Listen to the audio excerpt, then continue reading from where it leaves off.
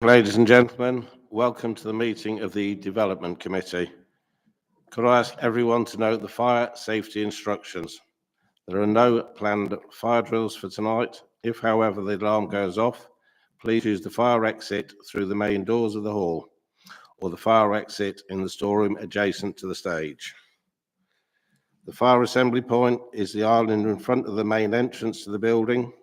Please do not delay your evacuation to collect any belongings. Please do not return to the building until given permission to do so by the council staff. I would also like to remind you to please switch off your mobile phones or turn them to silent.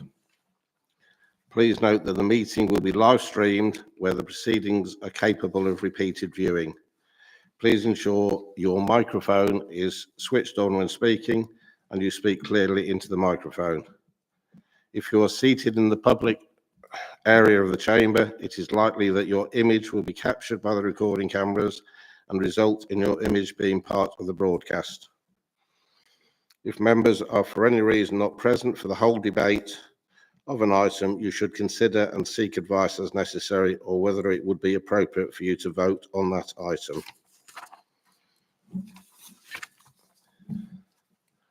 Item 1, apologies for absence and substitute members. Apologies received from Councillor Mrs. Wilson, Councillor Mrs. L. Shaw, who is being substituted by Councillor FD, Councillor Mr. Shaw, who has been substituted by Councillor Steptoe, and Councillor Mrs. Page, who has been substituted by Councillor Sutton. Non-members attending, Councillor Arthur Williams. Item 3, members. Minutes of the meeting held on the 25th of July 2024. Are these agreed? Item 4, to receive declarations of interest. Are there any declarations of interest? Councillor Knight. Yeah, I'd like to declare an ORI as I'm a district scout leader. Thank you. Councillor Steptoe. As a member of Essex County Council. Councillor FD. Great Wakering Parish Council and Watford Parish Council. Councillor Myers.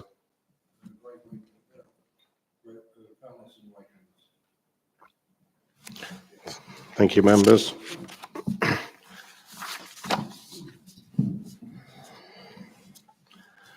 Item 5, items referred from the weekly list. There are 2 items referred.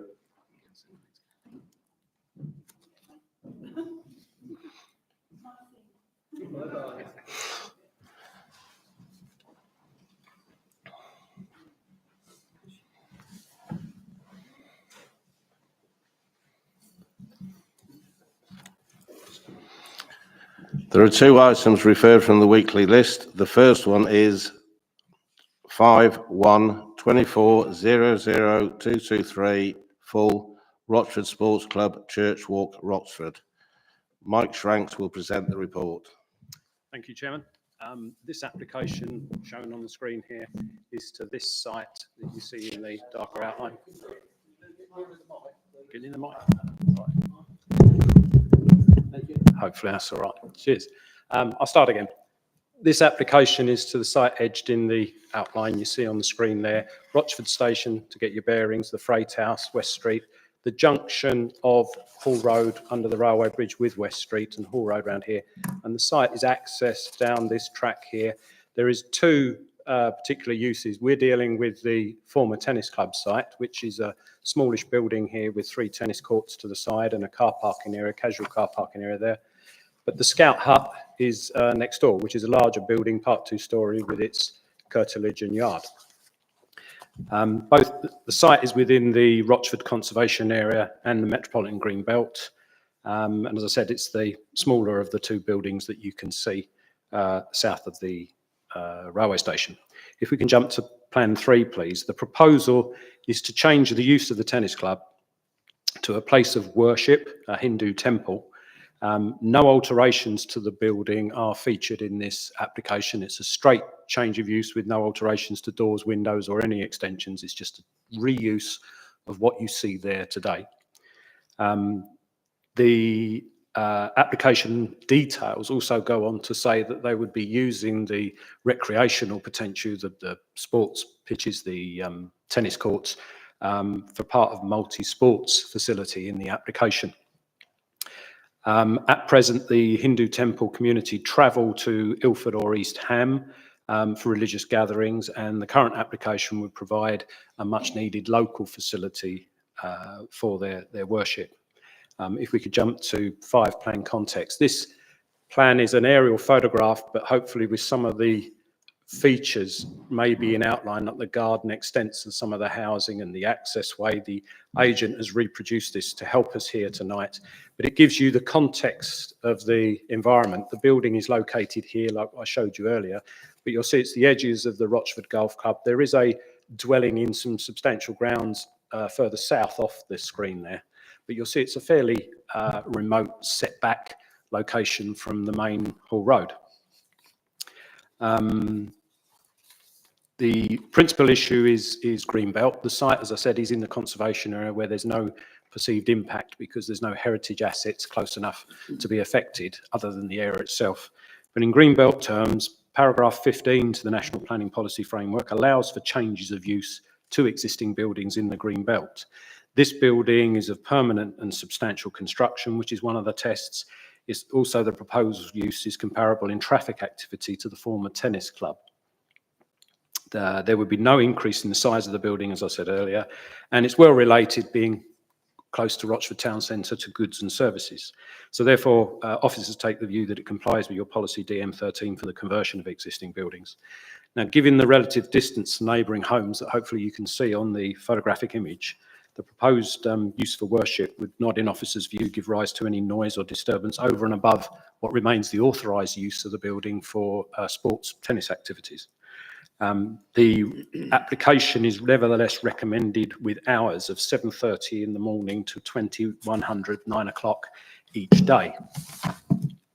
In terms of loss of the sports facilities, which is a side issue, the supporting statement accompanying the application explains that there would be the potential for the uses to be open to the wider community as well as the Hindu community, which hopefully addresses concerns to that. Now, on parking, the members will know that most of our standards refer to the floor space of the building. That has a floor space of 87 square metres, requiring, as a tennis use, a maximum of 9 car parking spaces.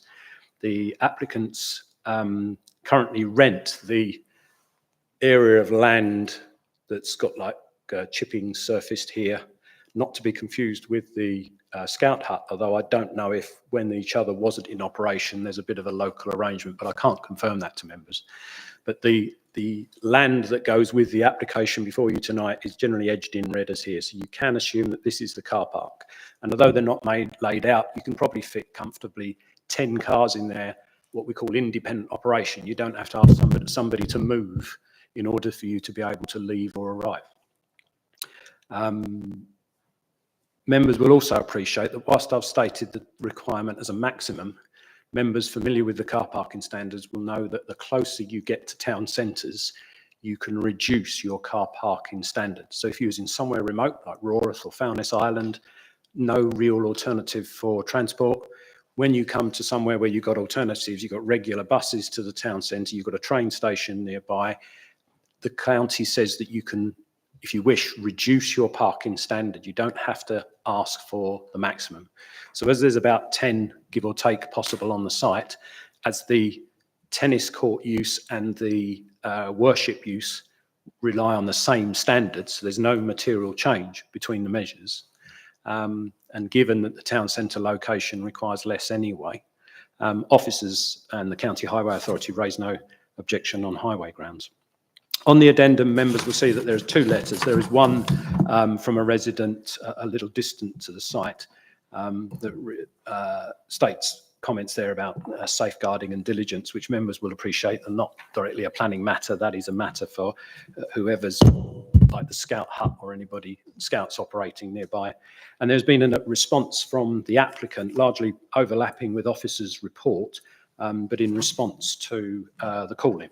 The recommendation is therefore approval, subject to the conditions set out in the report.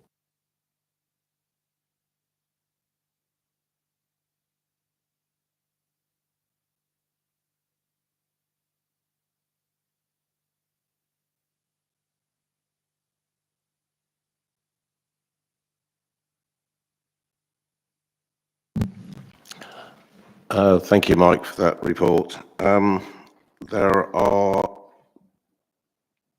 two speakers on this report. The order of the speakers, ward members to take priority. The ward members are Councillor Steptoe, Marriott and Williams. We have Councillor Steptoe and Councillor Williams here. The first speaker will be Councillor Williams. If you would like to come forward, please.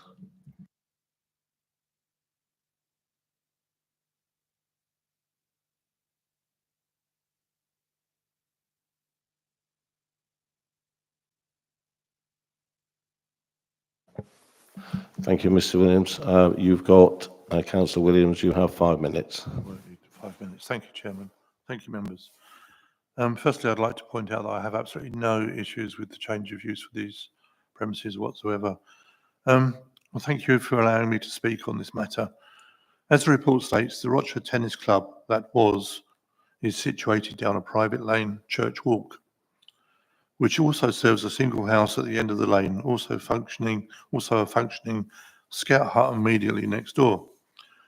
This lane, as stated in the report, also tracks a local public footpath, number 35. My concern is purely on the extra possible amount of vehicle movements, this along with a very poor road junction where the lane joins Hall Road, this being where the vehicles must enter and leave this lane with very restricted sight lines. Residents also have concerns on insufficient parking places on the site. Would extra vehicle movements and possibly parking in the lane cause erosion of the public footpath along with verges and lane surface? When the site was used as a tennis club, the majority of members accessed the site on foot. I suspect this may no longer be the case. I look forward to this site being used once again. However, should members be minded to approve this application, may consideration please be given that vehicle movements be limited by condition.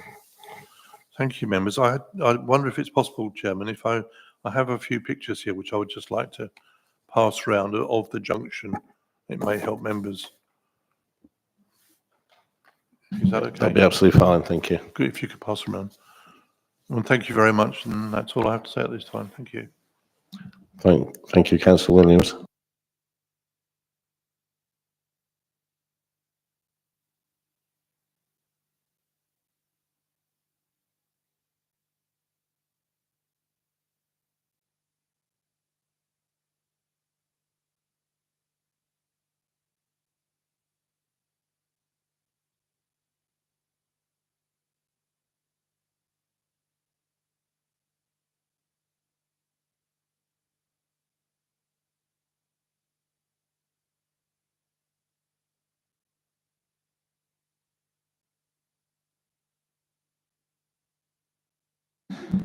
We'll now take, as a member, Councillor Steptoe. Thank you, Chairman. I just want to clarify before I speak, am I speaking now as ward councillor? And then when the debate happens, I can speak again at that point, just to clarify before I speak.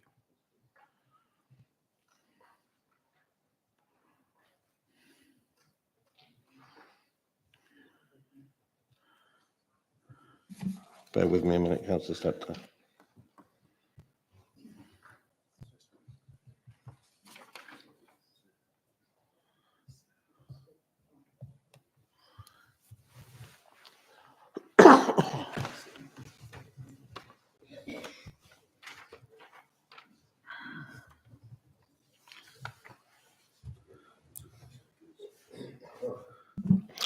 Councillor Steptoe, if you would wish to talk as a ward member, you would have to move to the ward area to speak, and then you would not be allowed to vote on the application. Okay, thank you, Chairman. No, I would rather wait until we have the debate. Okay, I'll thank raise you. my concerns at that point.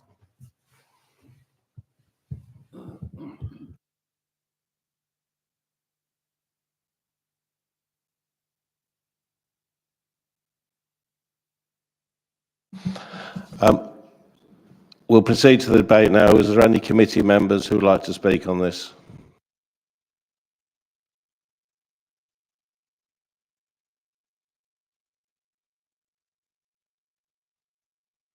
I said there was 2 speakers.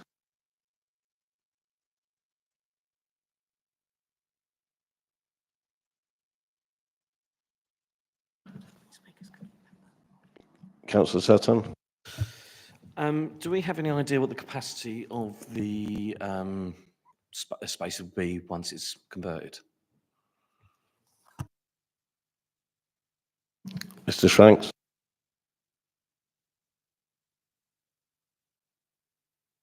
Do we have any idea of the capacity once it's been converted of the building?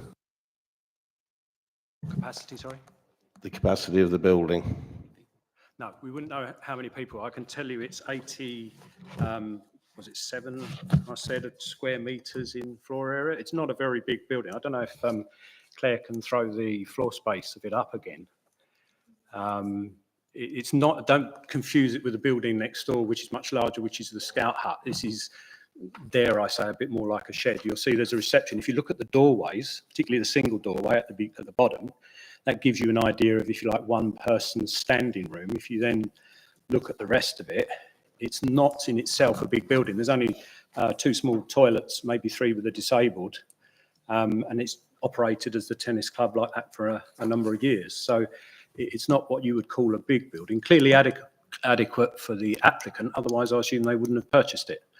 But I can't help you with the size of numbers. Councillor Sutton? Would it be fair to assume that it's normally like a 1 metre square per person? So we're talking about 80 maximum. The only reason I ask is it gives us an assessment of how busy that car park will be. If there was, say, four members per car, then we're talking 20 cars, then 10 spaces. Chairman? Yeah, you're only going to get 20 cars, but then you need to add on the addition of the train lines with it as well. So I'm just trying to resolve whether it's a concern whether the car parking spaces are an issue or not. Yeah, I mean, Thank you, Councillor Sutton. if I may, Chairman, to avoid the difficulty that anyone would have trying to weigh up how many people were there on a popular day, on a not so popular day, parking standards exist to, if you like, smooth out the extremes, the differences. So what the County Council and other authorities have done for many years, they've produced a standard or a basis. And what you have here is the same standard for 1 parking space for every 10 square metres for tennis is the same for a place of worship, which is why in my presentation I explained that from a car parking point of view, if you like, academically, it's a neutral use. That the people, the boffins, if you like, that produce the standard at county have settled that the uses are directly comparable. Now, if members are thinking that there will be a far greater number, if they're thinking, well, there's only 3 courts, that's 2, maybe 4 players a court, that's X. But they imagine a church, if you like, or a church hall having a bigger gathering, parties, worship or whatever, the parking standard still regards them as equal. So maybe if there was a tennis tournament, yes, there might only be 3 games going on, but there might be a lot of spectators, things like this, caterers, you know. So they've evened all that out to help you, to give you a standard. So the standard is the same. The standard then says, as many of them do, if you are close to a sustainable location where there's alternative transport, there's taxis, buses, within this case, we've got a train station right next door, you don't actually have to apply the maximum standard, which is only 10 spaces. You can accept a lesser standard. Or in this case, as they've already got 10, you may have some comfort that with all those other transport options, then they help you with any excess if members have that in mind. If they feel that there will be more than you would expect with, say, a tennis tournament or a little tennis tournament, then the central location helps you. What the standards perhaps never do is provide a car parking space for absolutely everyone on the most extreme best day of attendance. They just can't do that. So if you're thinking... Thank you, Mr. Shanks. I think we've explained that. That's it. Councillor Sutton? Yeah, with that explanation, I'm happy. Thank you. Councillor Steptoe? Thank you, Chairman. I've got a number of points and concerns to raise, if I may. I first of all start with the fact that Essex County Council have commented. They can't comment on the actual road because it's a private road. The only point that they can comment on is the actual entrance to the road. The rest of the road is private. The The officer has already mentioned that there is a house which is in constant use and that access road is very narrow. So if there's cars parked along it, it does stop the vehicles getting down there. Some of the questions I'd like to sort of clarify, Councillor Sutton mentioned about numbers. I was hoping that we would have some guidance on the fire risk numbers. Any hall would have a capacity for fire risk. It would be interesting to know what that is, or whether that's something that we can, as a committee, put in place. Size of the congregation would have been quite a helpful indication of the amount of vehicles that are likely to be there. Also, as well, the sports facilities, and I'm pleased to hear that the applicant is allowing the continuing use of the sports facilities, but will that be at the same time as the religious aspect? So will there be a double lot of people there, if you understand what I mean?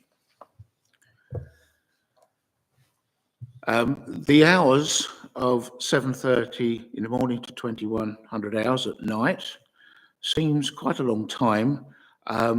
Is there any breakdown of that in terms of the sports side of that and the religious aspect of it? So there are a number of items there that I'm not clear on. With regards to the parking certainly has been a bit of an issue down there when the sports facility was running, particularly when the Scouts were a meeting as well. So I am concerned about the amount of parking, and really, without knowing the potential size of the congregation, I'm not sure how quite we can work that out. So that's my concerns at this stage, Chairman. Subject to some of the answers to that, I may want to come back on. Thank you, Councillor Steptoe. Mr. Stranks. Thank you, Chair. On the hours, we've got no breakdown to help you. That's just what the applicant has put forward, and that brings me on to the other part about whether any sports use would coincide with religious worship. In the supporting statement to the application, it does say that they would operate like a communal. Their worship sometimes includes maybe their congregation or the children in their congregation playing while the parents are doing other things in sort of like an extended family type activity. But there is nothing more than that on like any set hours of hiring the courts or anything like that. Information isn't before you. We can't help you on size of congregation. And as a matter of fact, members know that there's the existing house that I alluded to at the start. That brings me to fire risk. It's not really a planning matter. Whilst you have a general remit to decide on as you see fit, that does have to be backed up with evidence. And the fire risk issues are more dealt with under building regulations. So when you operate a facility, there may be a number of consenting regimes that you have to work to, one of which is the need for planning permission. Others might be licensing if you're selling alcohol, and other, because the building may be public, you might need a building regs application. I can't tell you if there is such a building reg application in with you, but if you think of the Grenfell issues and things like that, the fires, the inquiry's all been around building control and the standards there. You'll recall there's been no mention of actual town planning, if that helps. Thank you, Chair.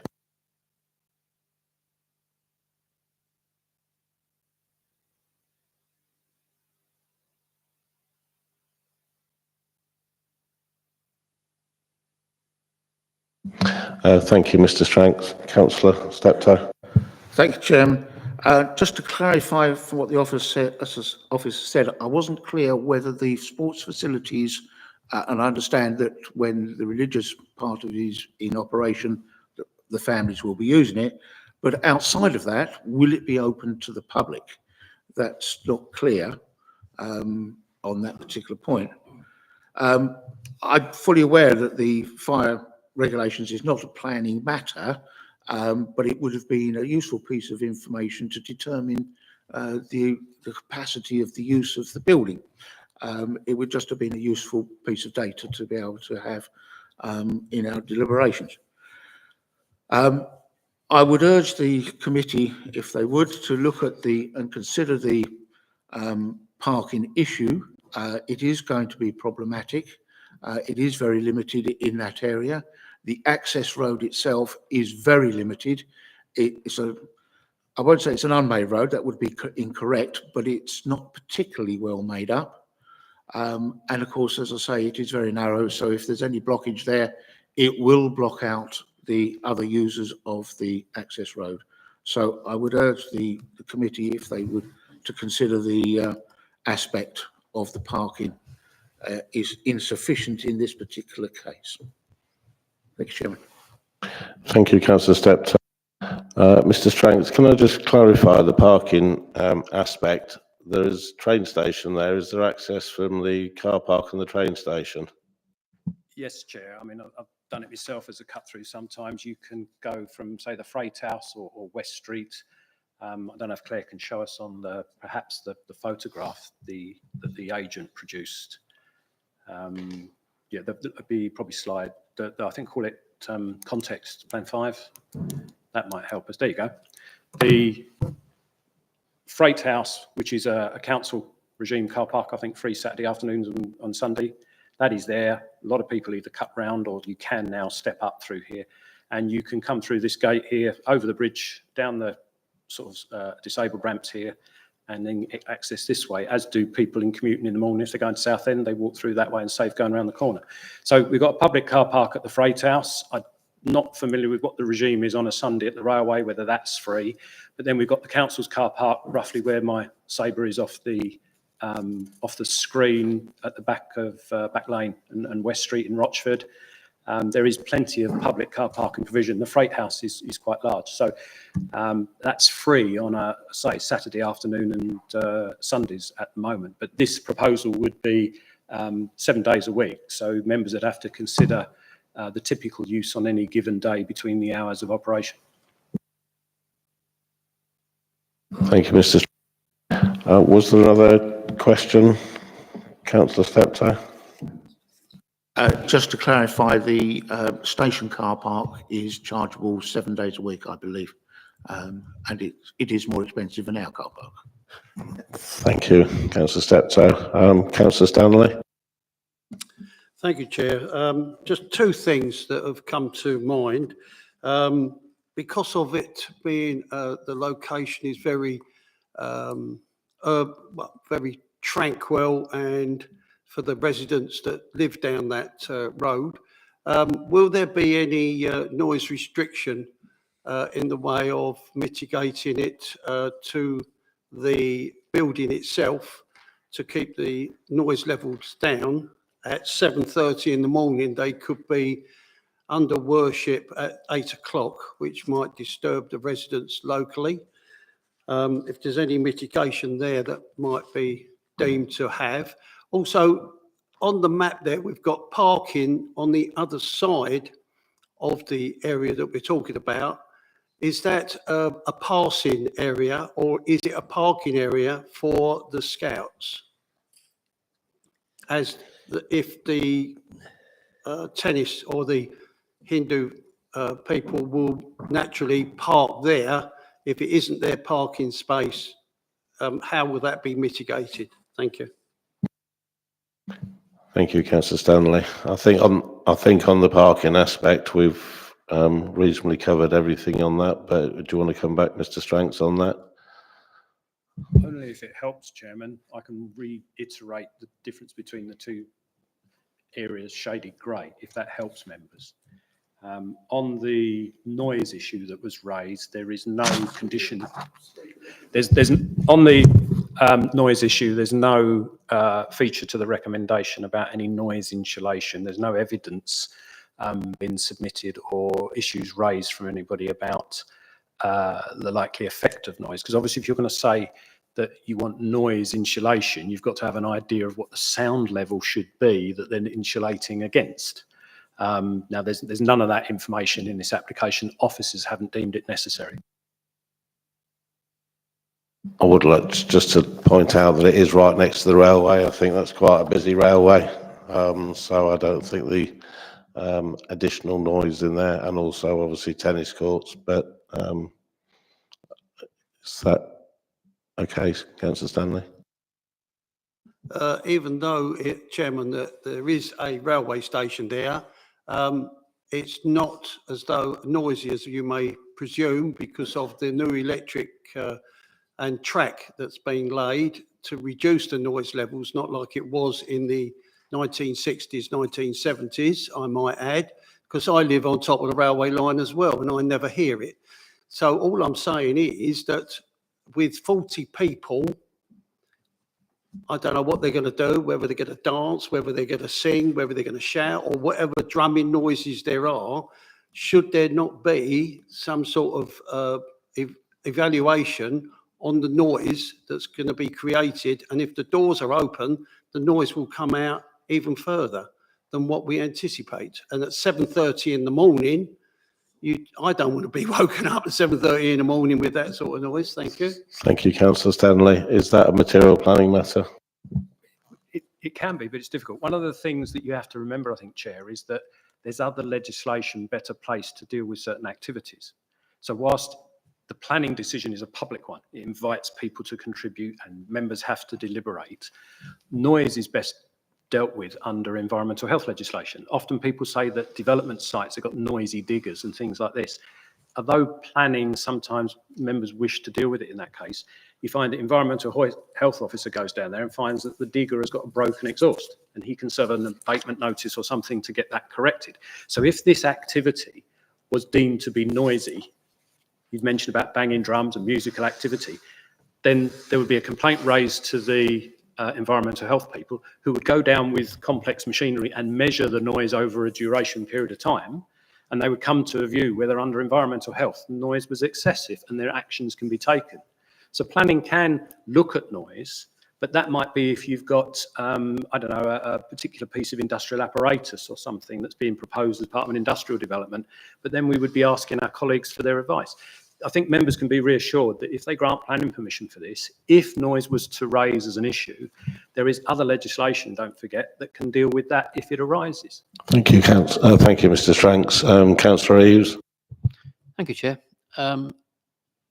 Forgive my ignorance on the situation with Hindu temples, but one of the things that I'm not sure if it's been explored in preparing the report is the sanctity of a temple as such. Does that constitute it actually not being something that can be used other than for a temple? It's relevant to the planning because this is something that Councillor Steptoe alluded to. If the sanctity of the temple is paramount, then I would suggest that the viability of the what was the tennis courts is in question because they wouldn't have access to the facilities that are actually in the temple as such. Thank you. Mr. Stranks. I've no idea, Chair. I don't know anything about sanctity or anything like that. That's not come up. I think that's down to anybody else. Thank you, Mr. Stranks. I think so, through Chair, that what the committee has been asked to consider is the change of use and the use class here. So while the specific proposal put forward is as a temple, what in planning terms you're looking at what is the change of use and the class use and what could actually go on within that class use if you were to grant permission. And it's not just a religious, it's an educational. Mike will clarify the uses within F1, but I think rather than focusing on what a particular sect or religious outfit would be potentially doing, it's the use class that you need to think about and what could be happening within that use class if it were to change hands the day after you grant permission, for example. Thank you. May I come back? Councillor Eaves. Thank you. I think this is actually quite important because within the application, it is detailed as a Hindu temple. And so as a Hindu temple, if the area is considered to be religiously significant enough for nothing else to go on other than worship in the Hindu temple, then it restricts the use of the sports area because people who attend there wouldn't have access to the facilities. I think it's just a point of clarification that I'm quite surprised that we don't actually have. Thank you. Councillor Constable. Thank you, Mr. Chairman. I think I can answer part of Councillor Standy's concerns about noise. It's next to a scout hut. If you've heard 30 young scouts, I think they would drown out any congregation anyway. So, but I'm more concerned about the hours of operation.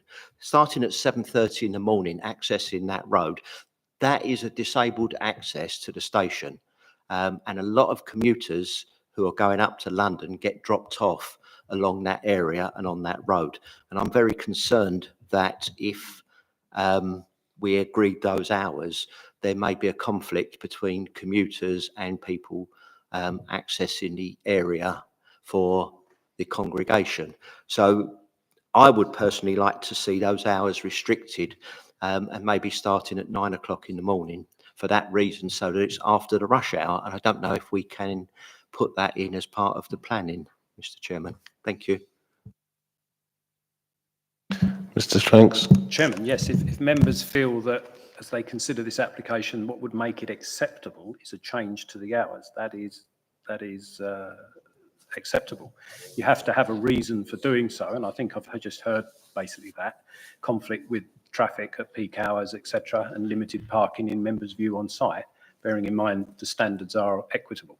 But if members feel in order to grant permission it's necessary and precise to and reasonable to reduce the hours to 9 o'clock till 9 in the evening, then members can do that. Thank you, Mr. Stranks. If we can evidence there is a reason to alter the hours, then it's something which we can look at.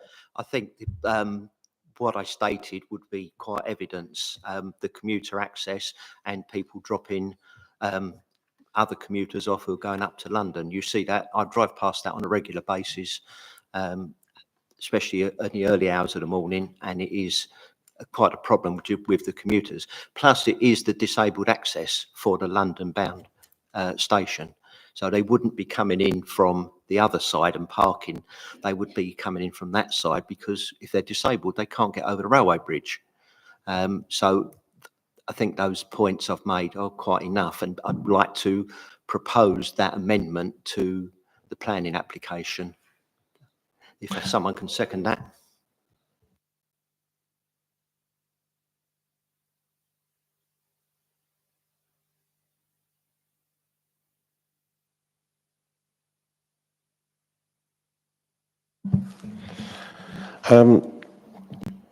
Councillor Constable, amend the hours to 9 o'clock in the morning to 9 o'clock at night.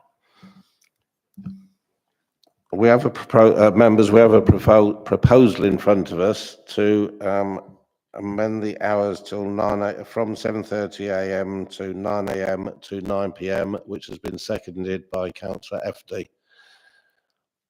All those for? Show of hands, please.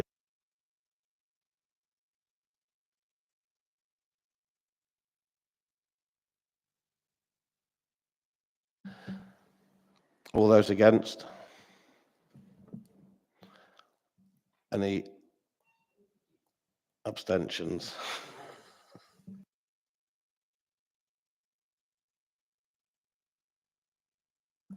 Thank you, Thank you, members. That has actually been passed. Councillor Stanley. Thank you, Chairman. Does that proposal mean that the occupants or the owners of the property can't get there at 7:30? They have to get there at 9 o'clock, or can they get there to start their religious things that they do before 9 o'clock?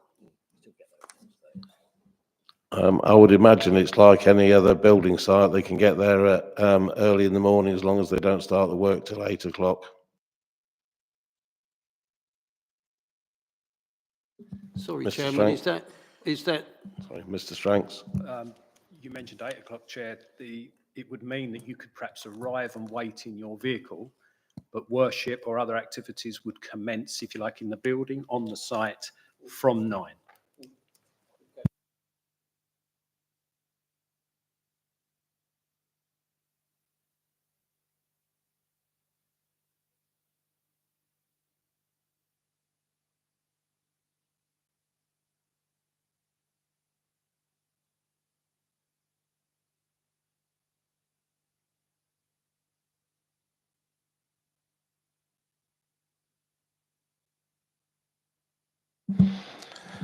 Members, I'd like to move a motion from the chair. It's proposed that the committee determine the application, having considered the evidence, including the amendment, recommended approval subject to conditions set out on pages 5.113 and 5.114. Do I have a seconder? Thank you, Councillor Wilson. Stuart Wilson. Can we proceed to the vote with a show of hands? All those in favour, for?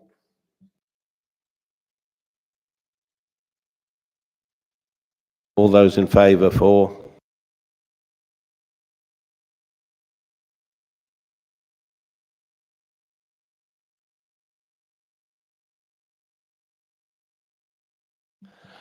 All those against? All those abstaining? That motion is passed.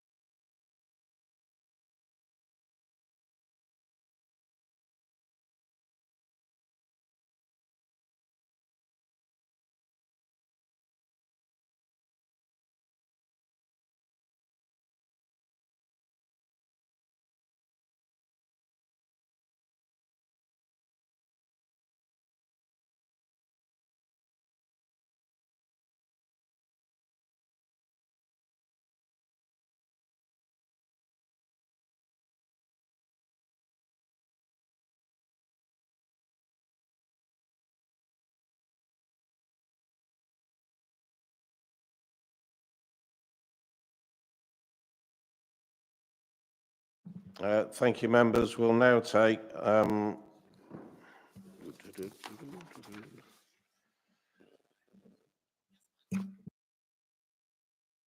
We'll now take items off the weekly list, which is 5 to 24-00391 full 41 Brook Road, Rayleigh.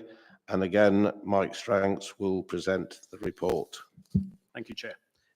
Thank you, members.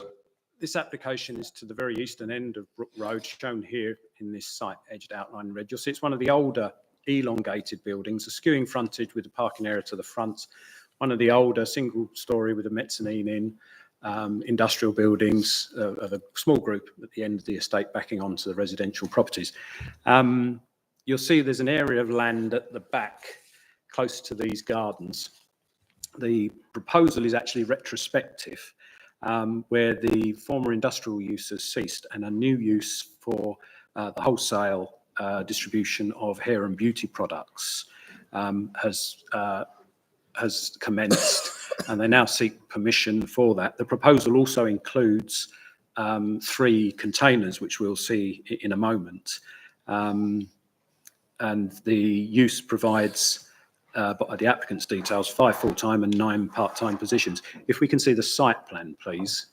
Here we see the site in better detail, and you'll see that the containers are located in this area at the back of the building. This area of land for the gardens is slightly higher. There's a retaining wall that hopefully, if we look through the photographs, members will get a better idea. It's fortunate in this respect that it's retrospective because it leaves nothing to the imagination. If we could jump on, get to the containers, please. There you go. There's a shot of the background yard. There's the wall and the houses and their gardens beyond. If we could carry on, there's a few more shots of the containers, I think. Different view looking across the site. Carry on, please. That's just down the side of the premises between properties. You'll see some of the representations there. One of the occupiers has spoke about the fact that the containers are near the boundary and they think affects their fire exit. But as I say, that's a matter for fire regulations and building regs rather than planning. If we carry on, please, Claire. Just get members a feel. There you see there's the back end of the container. Here's the adjoining properties and again the gardens and the houses beyond at the back. If there's any other better ones, if members have got I think there's just more of the same now. If we could return then perhaps to the site plan 3, members will see that given the commercial nature of the estate, officers do not consider that the containers are out of place. Being located behind the main building protects our main remit, which is the public vistas in the front of the street. These frontage buildings largely hide those, but it does, of course, bring these containers into the private views of residents at the back. Members will be aware that there's case law about those properties not directly having a right to a view as such. It's been enshrined in many years in case law, but obviously residents feel concerned about the appearance at the back. Hopefully from the photographs, members have seen enough that they can get an appreciation of the appearance.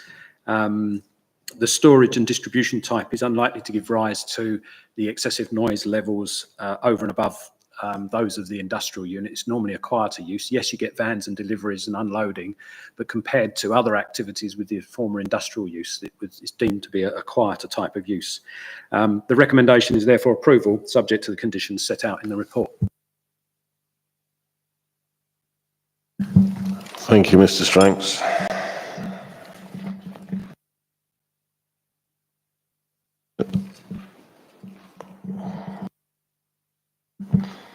There is one public speaker for this item. Mr.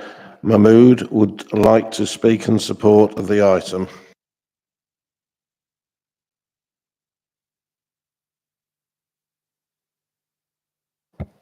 Thank you, Mr. Chairman. Thank you. You have 5 minutes. Yes.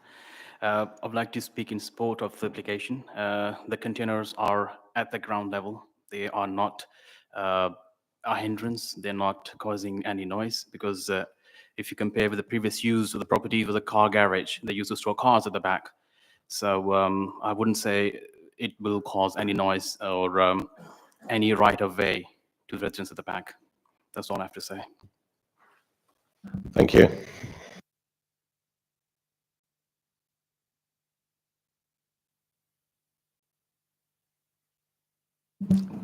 There are no ward members here, no visiting members here, so I ask committee members who wish to speak. Councillor Eaves. Thank you, Chair. This is reminiscent of an application that came last year for the factory next door. There are a number of points in here that I was rather puzzled by, so I've done a bit of research on it. Councillor Ward has put in there on bullet point 5, I believe, that there was an original open area that was recognised buffer zone. Now it's gone. It has never been a registered buffer zone. What happened there, it was proposed to be a registered buffer zone many years ago, but it was never enacted. So unfortunately, that one falls away. A lot of the issues that Councillor Ward has brought forward in his bringing this to the committee just aren't planning issues, and so I'm quite concerned really that he has brought up all these sort of things, which does give the resident cause for thinking that things can be done about it. But in the reality, there really is not a lot here that we can actually get onto in the way of a planning situation to be able to turn this down. And so I will be voting in favour of the recommendation. As spoken about by Mr. Stranks in the last application, there are items in here which they might like to latch onto, but they're environmental. They're not planning. And this is reminiscent of the conversation that I had last year with the same people on the site visit. And so I would, that's all I have to say on that. Thank you, Councillor Eaves. Mr. Stranks, I'm very actually hot on the fact that we're here to discuss planning matters and not here to discuss emotive matters. We can only discuss planning matters, and I am in agreement with you regarding the comments that have been made. But if Mr. Stranks, if you could just clarify that for us, just so that we're 100% in respect of we are here to do to make decisions on planning matters. In as much as I can clarify, other than what I said earlier, Chair, yes. I mean, you have a broad remit of deciding as you see fit. And you might say, well, that's, anything goes then as a committee. But there are rules and guidance around that say, well, you have to stick to the planning issues. And one of the things that planning is vulnerable to is it's the one opportunity to publicly express something about an issue and hope that that's then addressed in some kind of regime or instruction to the people operating. And the trouble is, nearly always you cross over to licensing or public health or somebody else's legislation which is better placed. You know, mud on the road, for instance, is a highways thing. It's a danger. Somebody can have an accident. Our enforcement machinery can't deal with that like the highways authority. But the planning decision is the one opportunity you get to publicly do something about it. So I accept that. But no, you're looking primarily at the planning reasons, unless you have some evidence or some criteria that makes such a difference, then you have got some limited scope to bring that into account. But you've got to be expected, if you do, to be able to back it up and defend that, because you would be outside of your normal remit. Thank you, Chair. Thank you, Mr. Stranks. Councillor Efton. Sort of answered my own question. I'll just bring up a reassurance about the containers blocking a fire exit. It does say in 40.47 that it refers to the regularly reformed Fire Safety Orders 2005. I take it an officer has been to the site and looked at these containers. Do they really seem to be blocking it or not? Mr. Stranks. Chair, a planning officer has been and looked at the site, but the planning officer wouldn't be worried about the fire exit. Okay. Councillor Sutton. No, after hearing Mr. Strank's explanation, I think my concern comes under an environmental issue. So, thank you, Councillor Stanley. It's only one concern, really, because we see a lot of pallets there. Could we make a condition that no pallets will be stored higher than the containers that are there, as that would be, I don't know whether that's going to be something we should. Councillor Stanley, I think again that'll be an environmental matter, Okay. not a planning matter. Thank you.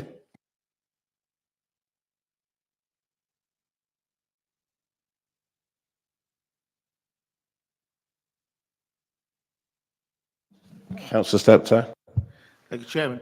First of all, I'd just like to clarify on the drawing there, you've got two containers marked in yellow and one in blue. Is there a significance to that? Or is that's what the colours actually are? Okay. I was perhaps trying to read a significance into that. One of the things I'm concerned about is, first of all, is that getting those containers down there must have been quite an art to get down that sideway.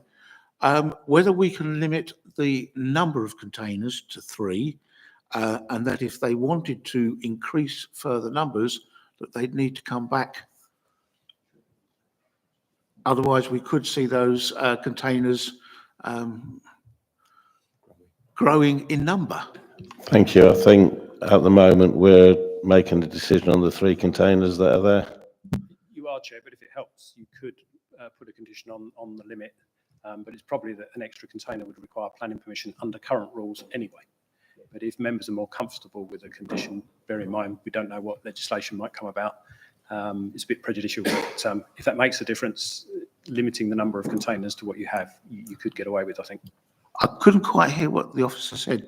Basically, he said that at this moment in time, we are determining on the 3 containers. Putting another container on there might have to have another application for planning in respect to that. But if you feel more comfortable by putting that amendment on there, we could consider it and debate it. I'd be happy if it was an informative, Chairman, rather than a condition. Chairman, you've hit a nerve with me. Informatives can't be enforced. So whilst informatives are very helpful in giving advice, telling people that not to forget to connect to the drainage network or things like that. But if you've seriously got concerns about the numbers and the containers, all an informative will do is say, well, you might need planning permission for a container. If you're minded that 3 is enough and you want control over 4, then you'd have to consider imposing a condition saying that any further containers should be submitted to the local planning authority, something like that. Then, Chairman, I'll propose a condition on that basis. Do we have a seconder?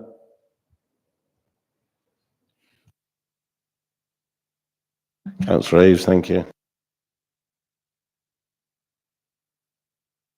Councillor Steptoe, could you clarify, please, clearly, so that Condition would be that if there's any increase from the 3 containers that are already on site, that it would need to come back for further planning application. Could we have a reason as well, please? Overuse of the site. Chair, if it helps, are members minded that the extra containers might take away car parking and servicing on the site, things like this, visual impact? Yep.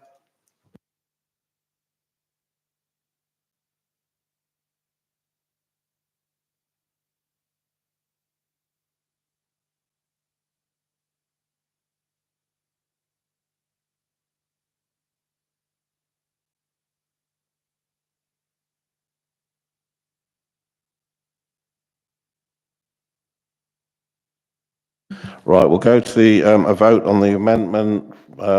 It was proposed by Councillor Steptoe, seconded by Councillor Eaves, and the vote is any increase from 3 containers on the site would come back to the committee, the reason being for car parking. All those in favour, show of hands, please. All those against? Abstaining? That's been passed. It is proposed by the committee to determine the application, having considered the evidence, now including the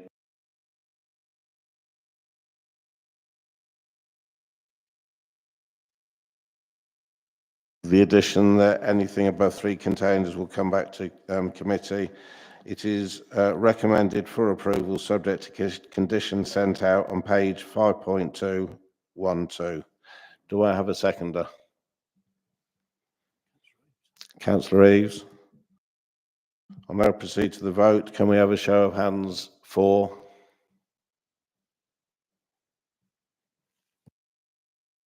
That's unanimous. Thank you, members.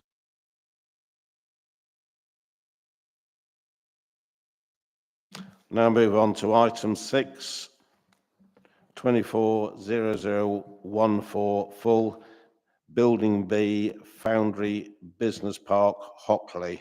Claire Buckley will present the report.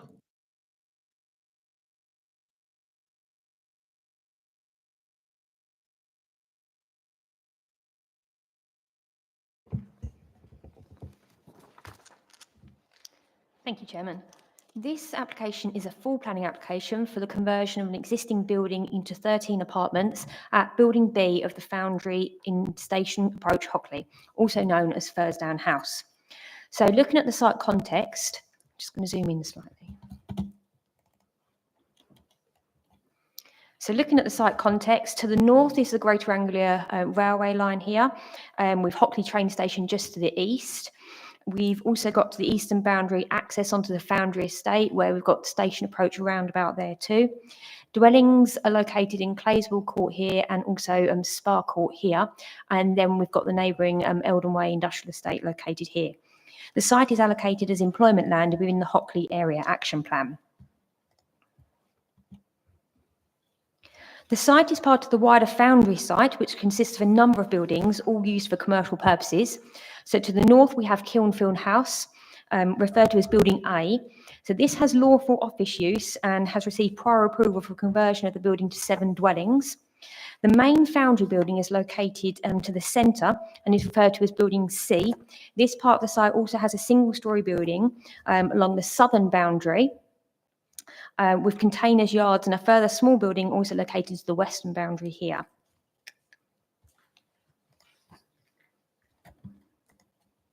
So the current application, just highlighting it with the red boundary there. So this is what we're currently looking and considering today, this particular part of the site here. So the current application is part of a wider development proposal at the site, with Building C also subject to a separate planning application for demolition of existing buildings and replacement with a new building for commercial and residential use. Whilst the applications have been submitted separately and are therefore being considered independently, this plan shows how all 3 buildings could potentially interact together on the site. So Building A, Building B, and Building C, but it's Building B that we're specifically considering tonight. So to clarify, Building C is not under consideration at tonight's Development Committee meeting. This plan shows the existing layout of the application site of Building B. So the building received planning permission as an office development in 2007. However, whilst the external shell was completed in the 2000s, the building has no windows, incomplete flooring, and no internal layout. And as a result, it was never put to any form of use. So I'm just going to show you a few photos of what the existing building looks like at present. So this is the eastern elevation of the building when viewed from the entranceway into the Foundry site and visible from station approach. So you can see where elements of the building still remain unfinished, but you can see the external shell is complete. This is the view from within the actual Foundry site itself, looking east towards the station. And you can see that's the other building, Building A, located there as well. And again, you can see where parts of the windows not fully finished there. And then finally, this is the rear elevation view. So you can see the hard surfacing here, and again, the incomplete section here, but the general shell of the building is complete.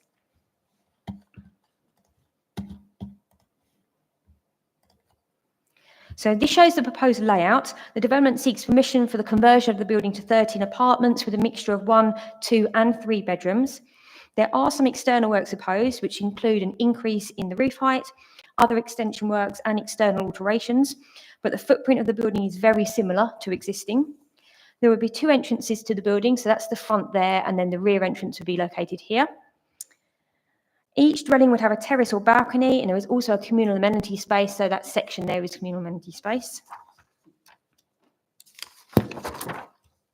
A parking area will be located to the rear, so that's accessed from these gates here, which comes onto station approach roundabout there.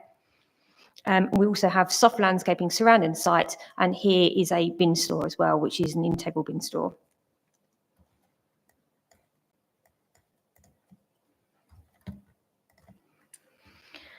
So this shows an existing and proposed comparison of the front and rear elevations. So at the top here, we're looking at the rear elevation. So you can see there are some extension works with the bin store located here, which fills in sort of the overhang section there. You can also see there's some slight increase in heights of some sections of the building, and you can see the flat roofed rear dormers, which are an insertion to the rear there. And then looking at the front elevation at the bottom here, so the key change is shown with the blue line here, which shows the increase in ridge height. So that's an increase of 1.9 metres, making the total proposed height of the building 11.3 metres. So I'm just going to show you some visualisations that have been provided by the applicant. So this is what the building would look like as a visualisation when complete. You can see sort of the external, quite modern looking appearance. It uses the existing brickwork present. And then again, this is the rear elevation. Again, you can see those dormers, you can see the soft landscape in the parking area here. There are a number of material planning considerations that are all considered in detail within the officer's recommendation. 3 of the key ones include the site allocation, design and residential amenity. The site is allocated for employment use. However, officers have balanced the loss of the site for this purpose against the fact that the site has been incomplete and disused since the late 2000s. It has not been put to any viable employment use for many years, and the site is in need of redevelopment. Therefore, officers do not raise concern with its use for residential purposes. The proposal meets the technical housing standards, amenity space and bin storage requirements. The site provides slightly under the parking provision requirement. However, it is located in a sustainable location where a lesser quantum is considered acceptable. The design of the scheme works within the parameters of the existing building and site context. Revisions were made during the course of the application to reflect the comments made by Place Services, the Council's consultee on those design matters. The site is in close proximity to residential properties in Claysville Court and Spa Court. However, changes made to windows and balconies with the inclusion of greater screening is considered to improve this relationship. I should make reference to the ambulance service mitigation sought that equates to £4,420. This is shown as ahead of term for the Section 106 agreement, but is not explicitly referred to within the report. This mitigation is sought as a result of the additional emergency incidents that the development could generate and the additional pressure this would place on the Southend ambulance hub. The finances would go towards the provision of new electric vehicle charging facilities or an additional response post at Southend and has been agreed to by the applicant. The recommendation is that planning permission be approved, subject to the conditions within the officer's recommendation and amended within the addendum, and subject to the applicant entering into a Section 106 agreement for the heads of terms identified within the officer's recommendation. Thank you. Thank you, Claire.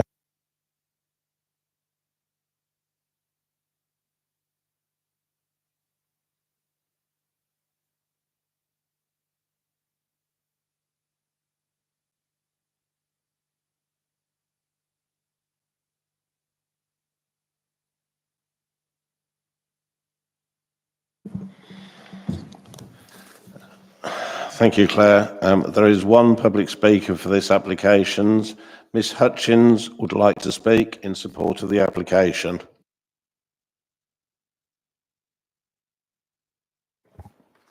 Thank you, Ms Hutchins. You have 5 minutes. Good evening, Chair and members, and thank you for the opportunity to speak this evening.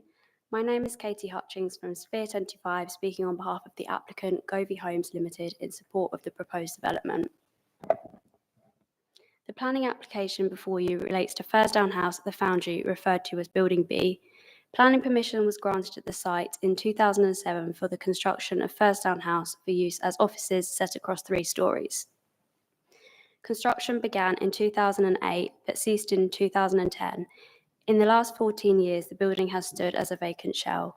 This application seeks planning permission for the conversion of Thursdown House from a partially completed and abandoned office to residential use, providing 13 apartments offering a mix of 1, 2 and 3 bedroom flats. The site is within a highly sustainable location with Hockley railway station situated approximately 80 metres of the site. It is within walking distance of retail units, cafes, restaurants, convenience stores and community and health facilities, with Hockley Town Centre being located 150 metres away. Thurstown House's redevelopment will bring a currently vacant and dilapidated building into much needed residential use, whilst improving the sense of arrival and animating the gateway to and from Hockley railway station. Through collaboration with planning officers and the urban design specialists of Essex Place Services, the massing, facade and materiality of the proposal has been refined to ensure that neighbours and future residents will benefit from a visually attractive environment. This extends to the landscaping surrounding the site, which enhances the setting of the building. We are immensely proud of the design, which, led by A9 Architects, is of exceptional quality. All of the dwellings meet or exceed minimum space requirements, both internally and in terms of private external amenity space. The dwellings have been designed with input from officers at Rochford such that privacy to prospective residents and existing residents of Clayswell Court and Spa House are protected. A total of 11 car parking spaces are proposed within the existing secure car park area to the rear of the site. A total of 16 secure cycle spaces are proposed to serve the prospective residents and their visitors, exceeding the minimum requirements as stipulated in policy. The proposal has been assessed by independent highways consultants who have determined that there are no identified transport-related grounds preventing the proposed development from being acceptable on highways grounds.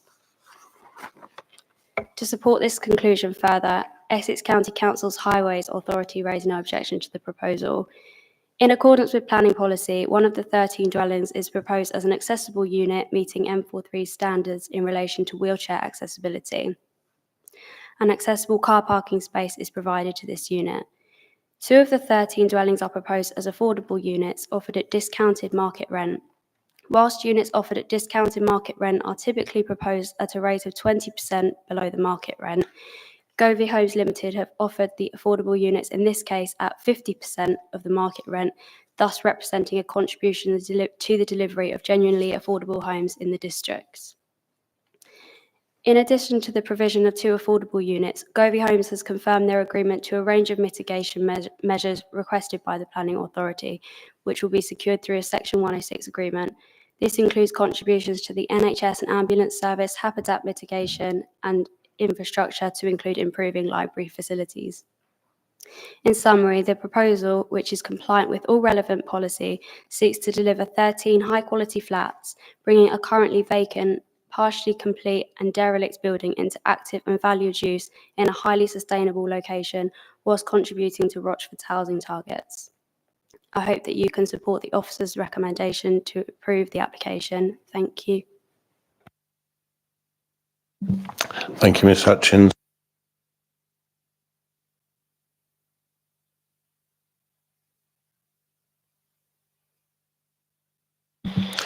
We have no visiting members, committee members. I will ask Councillor Eaves. Thank you, Chair. As ward member for this... One second, please, Councillor Eaves. What are you going to ask me? Are you speaking as a committee member or are you speaking as a ward councillor? I will speak as committee so as I can actually vote on it, please. Am I okay to carry on? Thank you. As ward councillor on this one, there have been a number of concerns brought to me by residents, and there are a few issues that I consider to be relevant to be discussed as well. Obviously, we have the transport assessment, and as usual on these sort of things, we get less parking spaces than the actual flats are there. Now, I'm aware that that is a condition that Essex quite often actually put into place, but I would expect the level of these flats, which is quite high, to have every resident would have at least one car. I'd be very surprised if they didn't. So I'm a little bit concerned about that. When it comes to the affordable housing, I recognise that the applicant has put forward a generous offer of 50% on 2 flats, but that doesn't meet our 35% standard. So I would question that. affordable on that. I'm glad to see that essentially what was becoming a derelict building is actually being dealt with at last. It's been too long coming, if I'm honest. What I am concerned about more than anything is going forward, if we don't consider the traffic generation of this, when we come to Block C, which I know we're not discussing tonight, there's going to be a huge increase in traffic in this area, and it is going to be a problem. And I'm a little bit concerned, but I'll be interested to hear what other members have to say on the matter. Thank you. Thank you. Claire, would you like to come back? Yes, I can do. So with regards to the parking quantum, we're looking at, so normally we'd be expecting 23 parking spaces. That would normally what you'd expect. We've got 11 here, but we are in a highly sustainable location. We've got the train station couldn't be any closer, and we've got Hockley Town Centre, 5-10 minute walk, which has got good quality bus connections as well. So officers' perspective is that I think we'd find it very difficult to say that it wasn't acceptable from a parking standards perspective, even though I appreciate we've got 13 apartments and 11 spaces. There may well still be some people that actually commute to and from London actually find they don't require a vehicle to park, but we consider that 11 is acceptable here in terms of quantum with our parking standards for the sustainability of the site. The affordable housing point, so our policy, our 35% policy only kicks in when you're looking at 15 or more apartments. So at the minute, we've got 13, we work by what the NPPF requires us, so that requires 10%. So that's where the quantum of 2 kicks in rather than a 35%, which would be more on the site. So they do meet policy in terms of affordable housing quantum on the site, because we have to apply the NPPF rather than our own policy. Thank you. Councillor Reeves. Yeah, thank you. I'm happy with those answers. Councillor Steptoe. Yes, thank you, Chairman. Could we have the drawing there of the elevations, please, on the screen? Okay. My first question is, above the dormer windows on the top there, on the right-hand picture, what are the square panels there? Are they solar panels? Okay. Are they integral to the roof or additional to the roof? As far as I'm aware, they are additional to the roof. Okay. I don't believe they're integral. Okay, that gives me a concern about maintenance of the roof at a later date. That gives me something of concern there. The point on the dormers, please, the officer put me right on this. I thought the current policy was that dormers had to have pitch roofs, not flat roofs.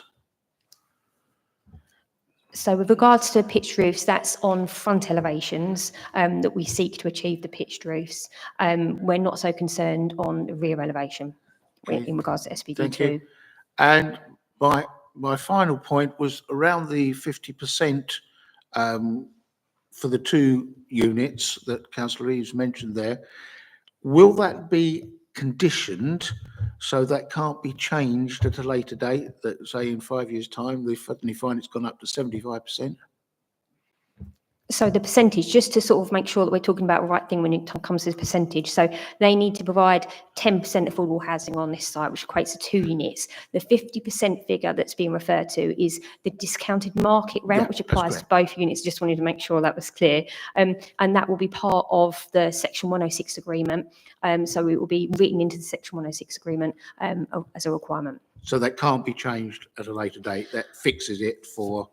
I mean, not without it coming back to a bit like we've got a later application, for example, where people you can't prevent potential for legal agreements to be amended by submission to do so, but that would have to come back to committee to do so. Okay, that clarifies the concerns I had, Jim. Thank you, Councillor Steptoe. Could you turn your mic off, please? Councillor Steptoe. Councillor Constable. Thank you. I'd just like to ask Claire, as there is only 11 parking spaces and 13 apartments, are they allocated parking sold with each apartment, i.e. they will be, that's their parking spot and that's it? Or is it a free-for-all for parking? Has that been put on the application? I did have a quick look through it, but I didn't see anything on there. So perhaps you could answer that for me.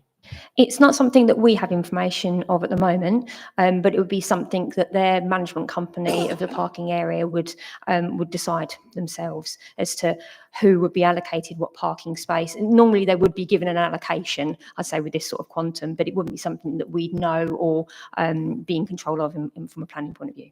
Is that not something we can impose as a planning committee to say that there will be allocated to certain apartments, or is that not something we can do?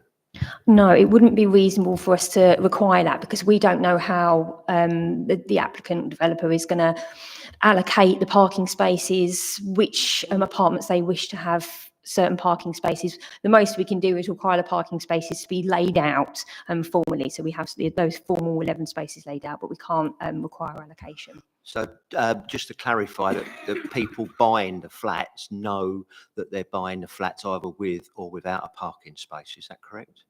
Normally, when the developer would come to market them, they would make people aware whether they had a parking space with that apartment or whether they didn't. Thank you. Councillor Sutton.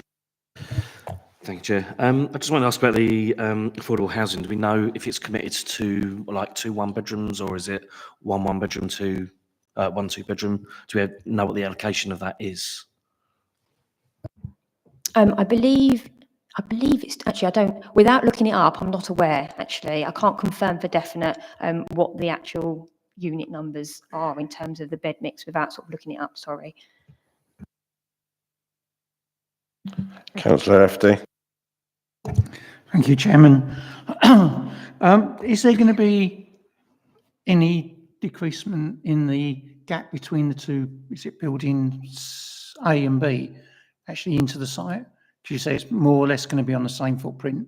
Is it going to be on the same footprint, or is it going to narrow it? No, it's on the same footprint. So if I just show you, I'll just go quickly between the two. So this is the existing plan, and then I'll move across to the proposed. So you can see, if you look at that front entrance, it stays the same. So the actual footprint, particularly to the front, remains unaltered. So it wouldn't bring it any closer to the roadway. No, there's a road in between. So I drive down there virtually every day, and it is incredibly busy down there with large vehicles going in this. It's not going to, shouldn't make any difference to vehicles' access. No. No. And the only other one is 4.72. The police have asked them to get in touch with them about the CPTED. Do we know if they've ever got in touch with them and what outcome there is from that? I believe they did, but also we have a condition that we've imposed on the actual application which requires them to adhere to secure by design principles. So that's all sort of caught up within the same requirement there as well. Okay, thank you.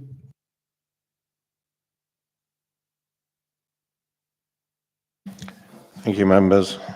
I'll proceed to a motion from the chair.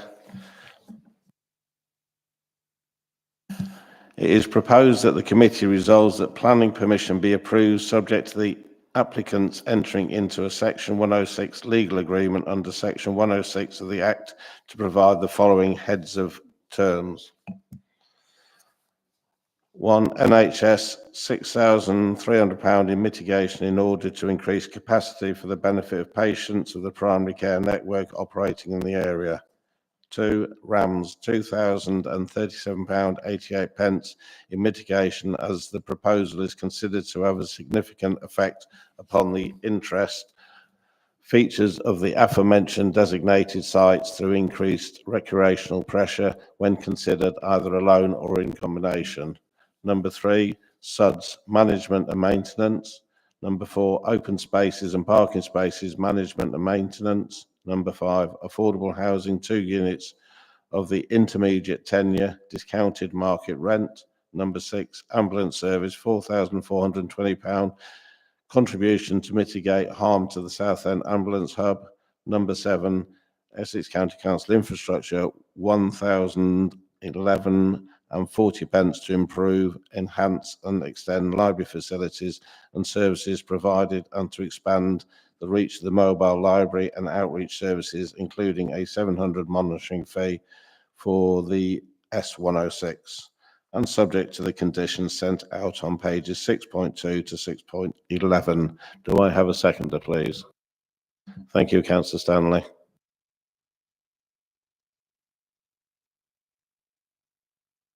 That motion is before you. I'd like to proceed to the vote on a show of hands. Those in favour?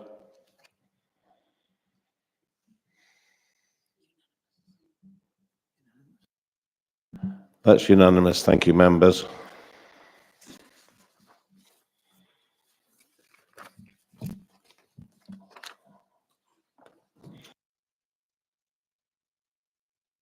Now we'll take item 7, 23-00569, out, land south of Sandy Crescent, Star Lane, Great Wakering.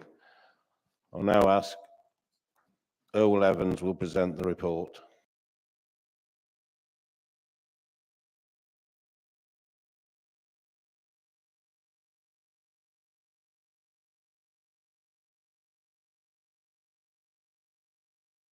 Thank you, Chairman. We're just going to load up some slides, if you just bear with us. Thank you.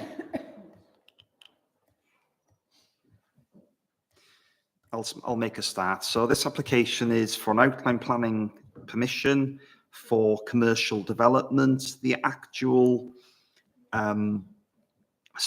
gross floor space proposed, at least in terms of quantum, is 11,245 square metres. The spec at this stage is not known precisely, but speculatively what the application sets out at outline is that B2 use would constitute 2,917 metres squared, B8 use would comprise 5,448 metres squared, and the general business class EG would be 2,280 metres squared. So this application deals with access only. It's important to emphasise that. And it just basically seeks to underpin that NEL2 application in the allocations plan. It's been allocated in the last allocations plan for commercial uses. The red line we see here. So in terms of site area, so what we've got is Star Lane is here, Pointers Lane is further down here, Great Wakering, the settlement is here. So in terms of scale, the NEL allocation is 3.2 hectares, roughly just over 7.5 acres. Just to explain, members, that this sort of radial arm that comes out here, that is to accommodate an underground discharge drainage pipe into an outflow here. So the application site is contained within this area here. The site is relatively flat. It's sort of relatively well screened from the road, as members probably know, as passing the site. And then the larger areas within the ownership of the applicant, which is the blue line here, which amounts to 16.3 hectares. So the overall ownership is just over 40 acres. So just to clarify, members, if we just move on to the next slide, please. So just to give you the context, I think most members, if all of you, are familiar with the site. So we've got Southend here, Pointers Lane, and then we've got Star Lane and Southend Road, and the main street into Wakering here. So just to explain then that this application doesn't deal with external appearance, landscaping, scale, or layout at this stage. So we'll move on to the next slide, please. And that's just an aerial image. We'll move on to the next one, please. And then just another one. And then we'll move on to the next slide. So I'm just going to talk members through this. That's the NEL allocation as in the allocations plan. So we'll move on straight to the access arrangements. What actually are the access arrangements? And these are set out really at point 2.26 of the report. But in effect, the access will constitute a priority junction onto Star Lane. If we move on to the slide that shows the actual yeah, we'll start with that one. So this plan here is the parameters plan. So it shows basically a new access along the site. So the access to the fishing lakes is here, and then the new development, the Wimpy development, is here. And this plan, basically, what it shows is an indicative site layout.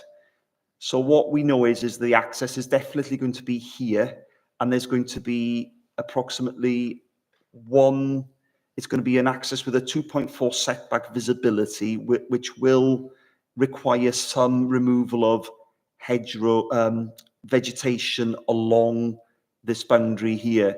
So the access vis that needs to be provided, given the 85th percentile speed of traffic, is, let me just have a look, just confer the report, and it's to achieve 105 metres setback vis in this direction and 103 metres in this direction. Just to explain this attenuation basin, this is just indicative at this stage of what may emerge under the landscaping scheme. But what we do know is that the whole site is unlikely to be developed out for commercial, in that red line area will include an area of open space for circulation, and there will be a sort of landscape strategy included. So that's important to remember, that the whole site as edge in red isn't going to consist of built form. And the only reason the applicant has submitted this plan is just to establish that this is where the access is going, and this is how movement into the site is going to be accommodated, i.e. a parameters plan. If we move on to the next plan, please, I think it's the last, and that really just shows really that's indicative at this stage, that there'll be a central access way. This private access here is 7.5, let's have a look, 7.3 metres wide at the point here. So it's been modelled at this stage, because we are dealing with access, it's been modelled to make sure that long vehicles, bin wagons, delivery vehicles are able to actually be accommodated within the site. In terms of the parking areas, although if you look at the relevant article in the Town and Country Planning Act, that it speaks to access as circulation and means of providing parking. Because this scheme is speculative, the best way to explain it is although that parking has been modelled on the worst case scenario, given the potential use mix, the parking will be more of a consideration in effect that during the layout stage, because at this stage we don't really know for sure what the development mix is going to be. So therefore, the total amount of parking will be assessed in connection with the layout and the scale of the relative industrial units that are going to come forward at reserve matters. So we'll be considering layout and scale at that point. But what we can establish, members, is that this is the central access point, and it's likely to come forward at a later stage, a development scheme that takes into account inclusive access, and that's how the circulation is likely to occur within those further details that are to come forward at a later stage. That's the best way I can explain it. Then there's a detailed technical drawing at the end. So I'll just explain, members, is that as part of this application, a detailed transport assessment has been submitted. The purpose of the transport assessment is to assess the adequacy and also what the impacts are of this scheme in terms of vehicular movement, and to also make a judgment as to whether the increased traffic and the types of traffic that this development will generate. So there's going to be roughly 180 full-time jobs.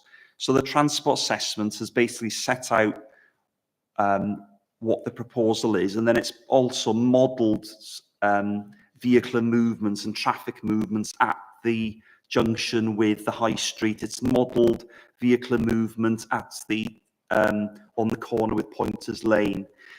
And basically, this drawing here just basically sets out in a bit more detail. So what you're going to have is, you are going to have across the frontage, you're going to have this shared cycle and pedestrian walkway.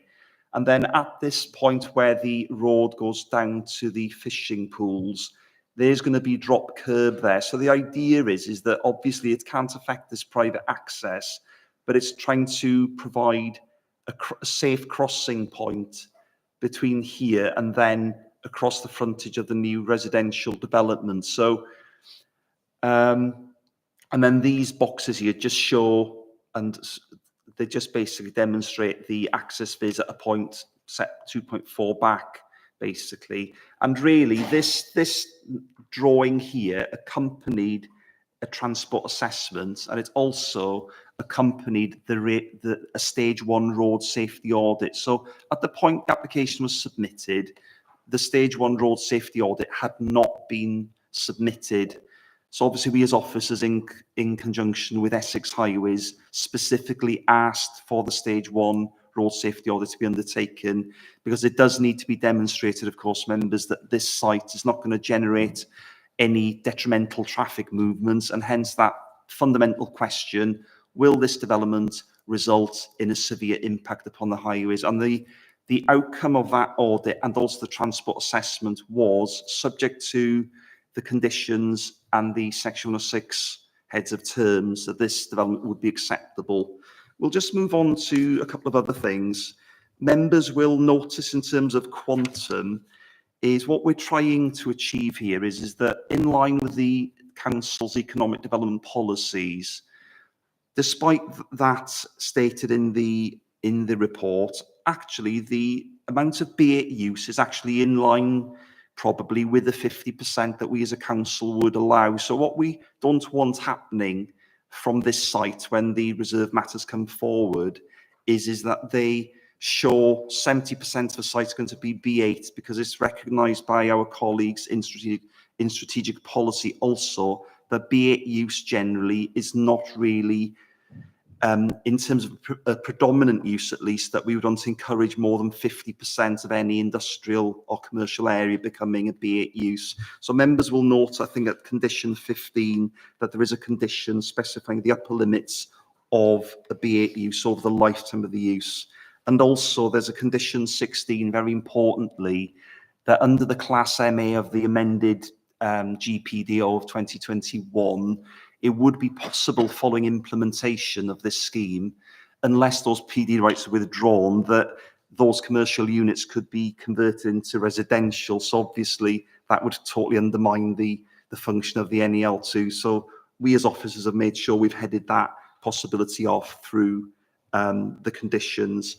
And just finally, in terms of the conditions, though this development, because it's an outline, needs to cover all those matters under ecology, trees, noise, potential contamination, flood risk, because under reserve matters, there's no legal scope to control through condition those matters that are covered by the reserve matters. So hence why you've got 36 comprehensive conditions on this outline that sets out certain parameters and requirements. And therefore, Chairman, subject to the recommendation of the heads of terms in terms of infrastructure improvements, which these have been drawn in conjunction with some of the comments that have been raised by Active Travel England, and also in terms of the comments made by Essex Highways, in terms of what is achievable in terms of infrastructure improvements as it can be taken on the ground. And just to emphasise also that the matters subject to the Section 106, the highway improvements works would be undertaken by the Highway Authority, who would obviously have to take liability for those works following implementation, but paid for by the developer. That's how that would work. So it's therefore, Chairman, my recommendation, subject to the heads of terms and the 36 conditions, that consent be granted. Thank you. Thank you, Orwell. We've got one public speaker for this application. Mr. Mills would like to speak in support of the application.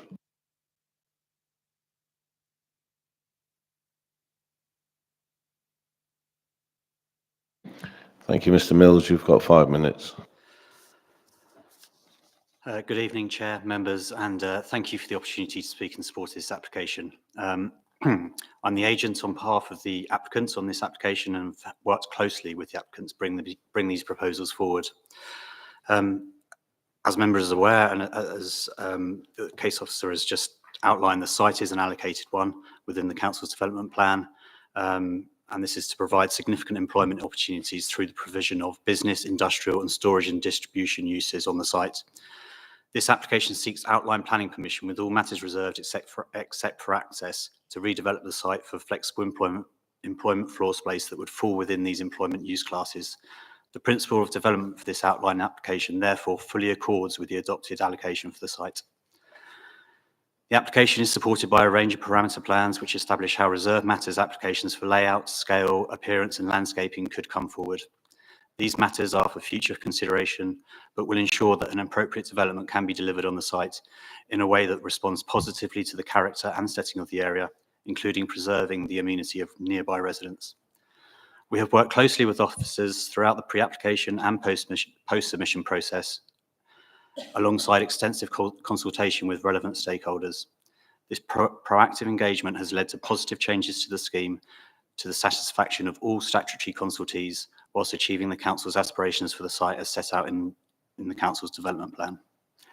As set out in the officer's report, the proposal is appropriate in all respects, including the acceptability of the access arrangements for which detailed permission is sought, and the traffic impacts which have been tested and subject of a road safety audit.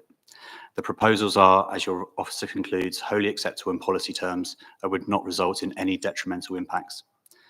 The scheme will provide environmental benefits through the provision of extensive landscaping throughout the development, including dedicating the southern part of the site to landscape, as well as retaining the existing vegetation to the north alongside the creation of a substantial new tree belt. This will create habitat and biodiversity enhancements throughout the site. The proposals would also deliver significant social and economic benefits, including the creation of 155 jobs during the construction phase and 180 full-time jobs post-construction, providing employment opportunities for Rochford district residents and generating approximately 9.2 million in GVA per annum within the district. In conclusion, the proposals before you comply with the development plan, including the specific criteria set out in the site allocation and the MPPF. The development would deliver significant environmental, social and economic benefits and would provide modern, flexible employment floor space with the ability to meet the needs of a variety of business operators in an area where there is an established demand for such provision. We hope, therefore, that members vote to approve the application in accordance with your officer's recommendation. Thank you. Thank you, Mr. Mills.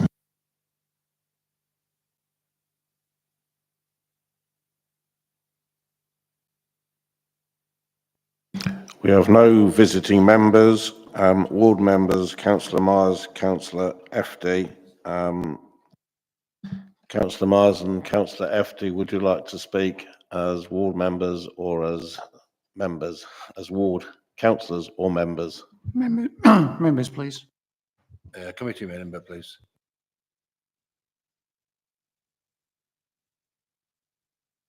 Okay, I open that for debate then, please. Councillor Steptoe. Thank you, Chairman. I'd like to raise a number of questions and concerns, really. First of all, with the entrance coming out onto the Star Lane at that point, I believe that that is within the 60-mile-an-hour speed limit section of the road. So I have a concern about that, and I would like to see the 30-mile-an-hour speed limit extended slightly along there. Secondly, streetlights. I believe the streetlights along that section of road stop short of where this junction is going. So will the applicant be considering putting in additional streetlights to light that particular junction? Star Lane in itself is quite a narrow road. I think it's classified as PR2, but it is quite narrow. On the other industrial area and what was the brickworks, which is now housing, when vehicles were turning out of the junctions there, particularly the larger vehicles, the articulated vehicles, because of the width of Star Lane itself, they ended up mounting the pavement on the opposite side of the road, and there is only the single pavement. And the county in the end had to install a number of bollards on the opposite side of the road to actually stop that from happening. So again, I have that concern as larger vehicles pull out of that particular area. With regards to the junctions at either end of Star Lane, the South End Road end of Star Lane, so that's the northern end, is there any 106 agreement to look at improvements there for dealing with additional larger vehicles? And picking on the other end, the southern end of Star Lane, the junction there with Pointers Lane is actually within the South End boundary.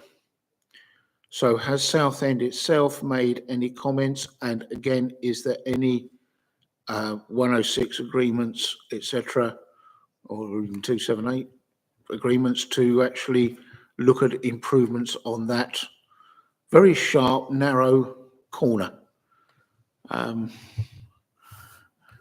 think that's my notes as it stands at the moment, Chair. Thank you, Councillor Steptoe.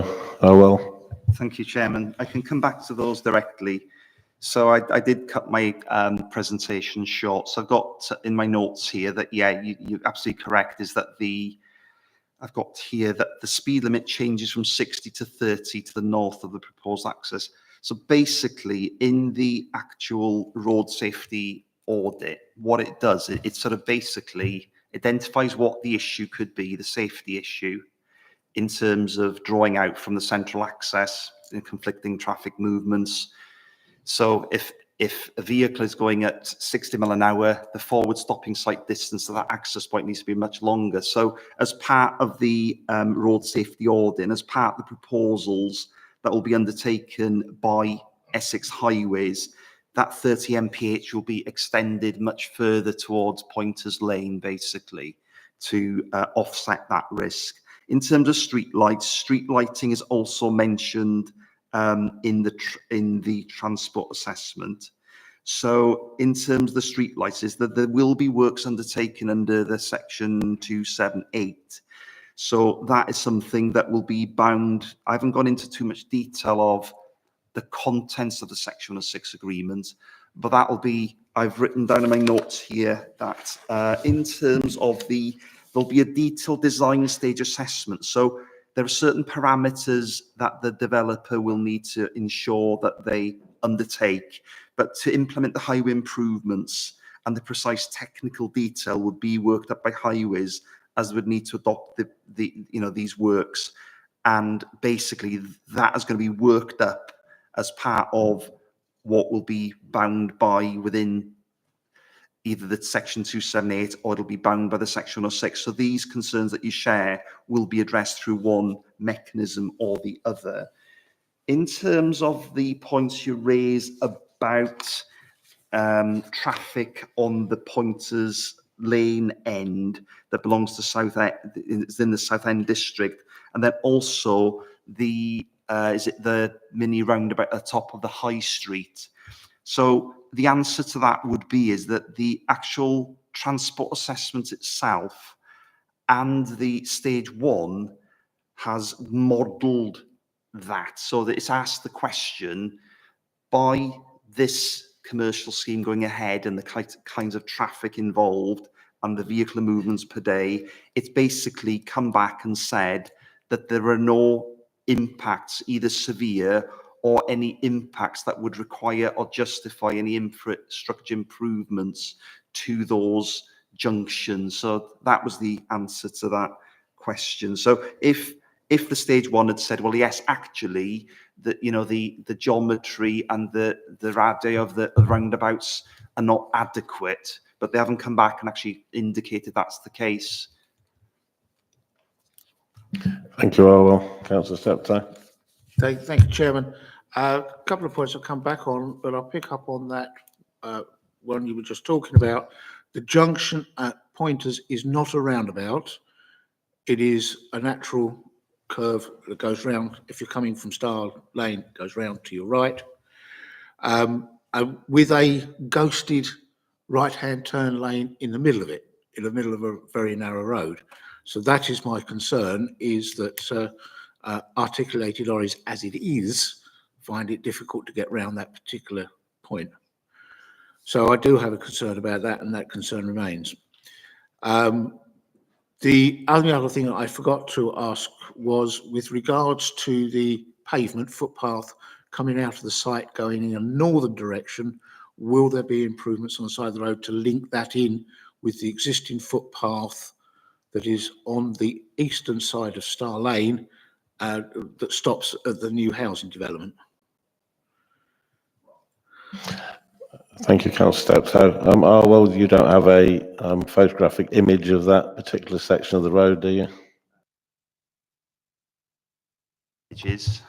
Just to clarify, so no, just Chairman, if it's help, if the officer can put up the drawing of the bell mouth that was up there just a few minutes ago, I can explain. Oh, too far. No, gone. No, go. That's it. Right. Where it says 17.445. Okay, as you go to the right there is a short distance to the point where the private access to the lakes is. The footpath stops short of that point from the, yeah. So it's just that little section from there up. So just to clarify whether they're going to improve that. Thank you, Councillor Steptoe. yeah, could I just clarify, Councillor Steptoe? Sorry that you may have misunderstood me. I may have not made myself clear. I drove past there again today to have a look. Very familiar with the site. What I meant was the roundabout I meant at the top of the high street, if you like, not the, I know it's that sharp corner that goes around the corner with Pointers Lane. I wasn't saying that was a roundabout. So just to clarify that point then. So the best way to explain it is that where this bell mouth of this private lane, where you've got that metal barrier just set further back, we've got a picture of that metal barrier, haven't we? Yeah.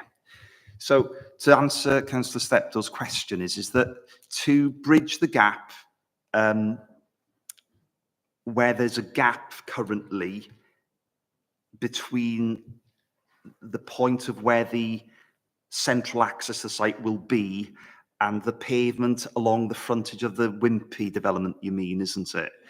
So there'll be an extension of the footpath and a cycleway up to this point, and there'll be a drop curb at the edge of this point here. So what is trying to achieve, if you go back to that technical drawing again, please, Claire, is what it's trying to achieve, and to answer your question, Councillor Steptoe, is that red line, if we got the pen, this red line here, what it's trying to achieve is to, without impacting upon the visibility or the geometry of this access, is to create a drop curb here to provide, to lengthen this, to make that link where there isn't currently. So there will be a link all the way along across the frontage and the narrowest crossing point possible to make the link to the pavements on the other side. Thank you. All right, Councillor Myers, Councillor FD, in any particular order?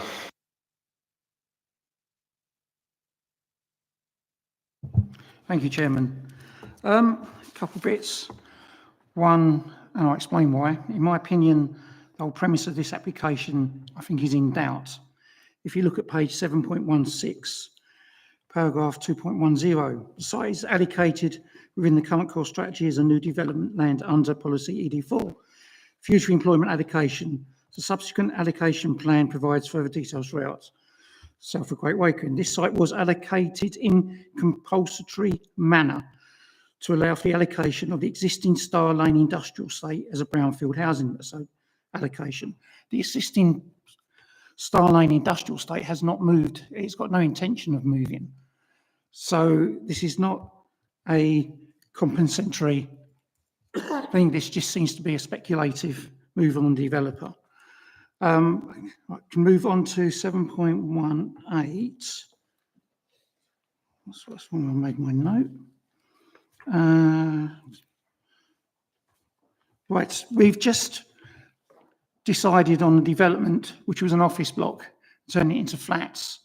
There seems to be a change in use of the way people work, and offices seems to be lot of offices seem to be a thing of the past. Now, I see that this was originally going to be a distribution centre, and that has been cut by up to 50%. And so probably putting more offices there, it just seems to be unnecessary and not going to be used. Right, so that's that. Now go to 7.8. Here's another thing I've got. Let's find my notes. So much easier with bits of paper. Are you on page 7.18? 7.18. Right, so point 22, with the lighting, what is going to be given to light pollution? And you can put low level lighting in, or is it going to be high level lighting? If this does go ahead, I'm talking to the actual planning application now. And 7.4, noise reduction measures. It says you're keeping the shrubland and trees and stuff to the north, but with the new housing development, with the north of that, where it backs onto the original Star Lane industrial estate, there was great problems with noise, especially on a Sunday morning with the kitchen countertop makers. There's great complaints about that, and they managed to put noise reduction in there. So if that's, hopefully that'll be put in their beginning to be making to do. 7.21, sorry for jumping about.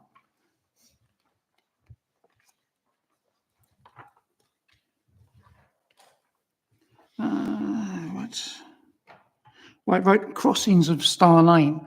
Is there going to be I know you're looking at to reduce the speed limit from 60 down to 30 to enable the Bellmouth. It says where the bus stops on the other side, they're very, very narrow, and the plants keep overgrowing. That's a different matter. But there's very little room for chairs and mobility vehicles to go around there. Is there going to be a crossing point, proper crossing point put across Star Lane? And last one, 7.25. Impact to residents, 2.61. Again, noise impact. And it says obscure glazing. Don't quite understand. Is it going to be so high that it's going to go over the shrubland and the trees that it would need obscured glazing? That sort of confuses me. And that's probably enough. I'm sure Gary's got some more.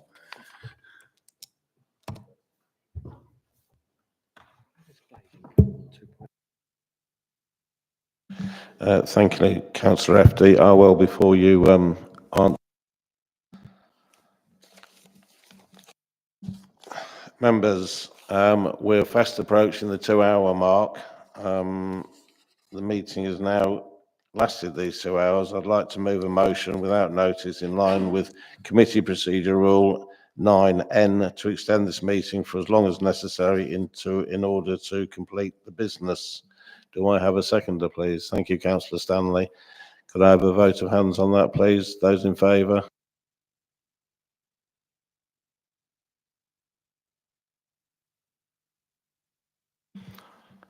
Those against?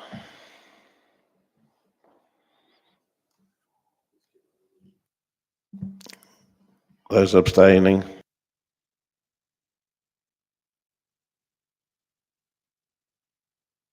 That's been passed. Oh, well. Thank you, Chairman. In terms of the issue about compensatory, my understanding, and members can correct me if I'm incorrect, but I think the interpretation around that is that part of what was allocated for an extension of industrial was developed out by Wimpy. So this site is being made available in recognition that there's, that's within that area of the district, that there's potential for further economic growth within that Great Wakering area.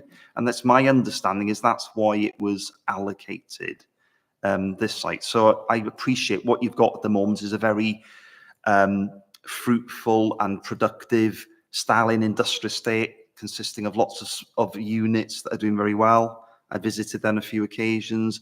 And then you've got this allocation and obviously in the middle of that, you've got the residential development. But it's in terms of, it's not that this, I didn't quite understand the point about the compensatory, but could we come back to that after I've addressed the other questions, if that's okay? Or... Yeah. Okay, thank you. Yeah, in terms of like what was mentioned about a distribution depot, I think what's important to emphasise is that the allocations plan is over 10 years old now, isn't it? So that NEL2 allocation was basically pointing out at that time what the council's economic development needs assessment, what it was saying about what the sort of the dynamics in the district were. So in terms of the potential use mix in terms of B2, B8 and general commercial use, classes E, EG, for example, is that approach is quite well trodden in other areas within the district, particularly the Airport Business Park Southend.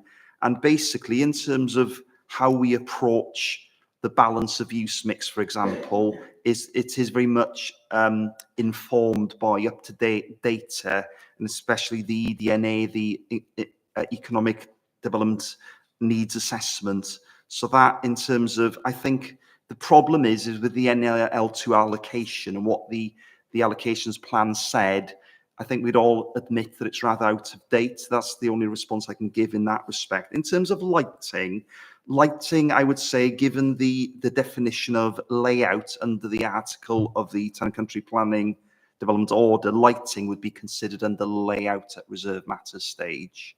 But there is a condition on ecology and lighting, which is something slightly different, because obviously lighting will affect ecology as well.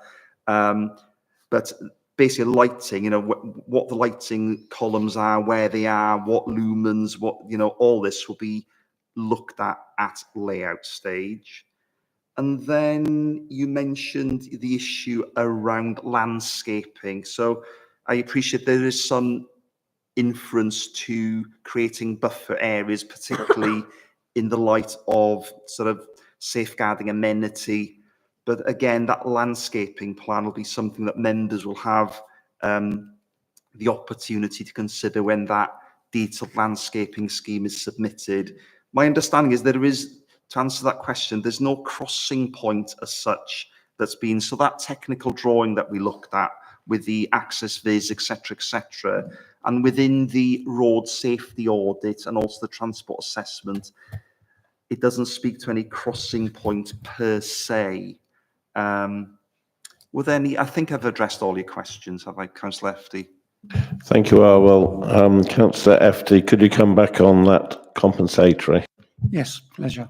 When I was I've been on parish council for quite a while, and I remember the original presentation. I think it was Iceni Group. Sorry, Councillor Efty, could you refer us to the page and the number you're looking at? It was 7.16, if I remember correctly.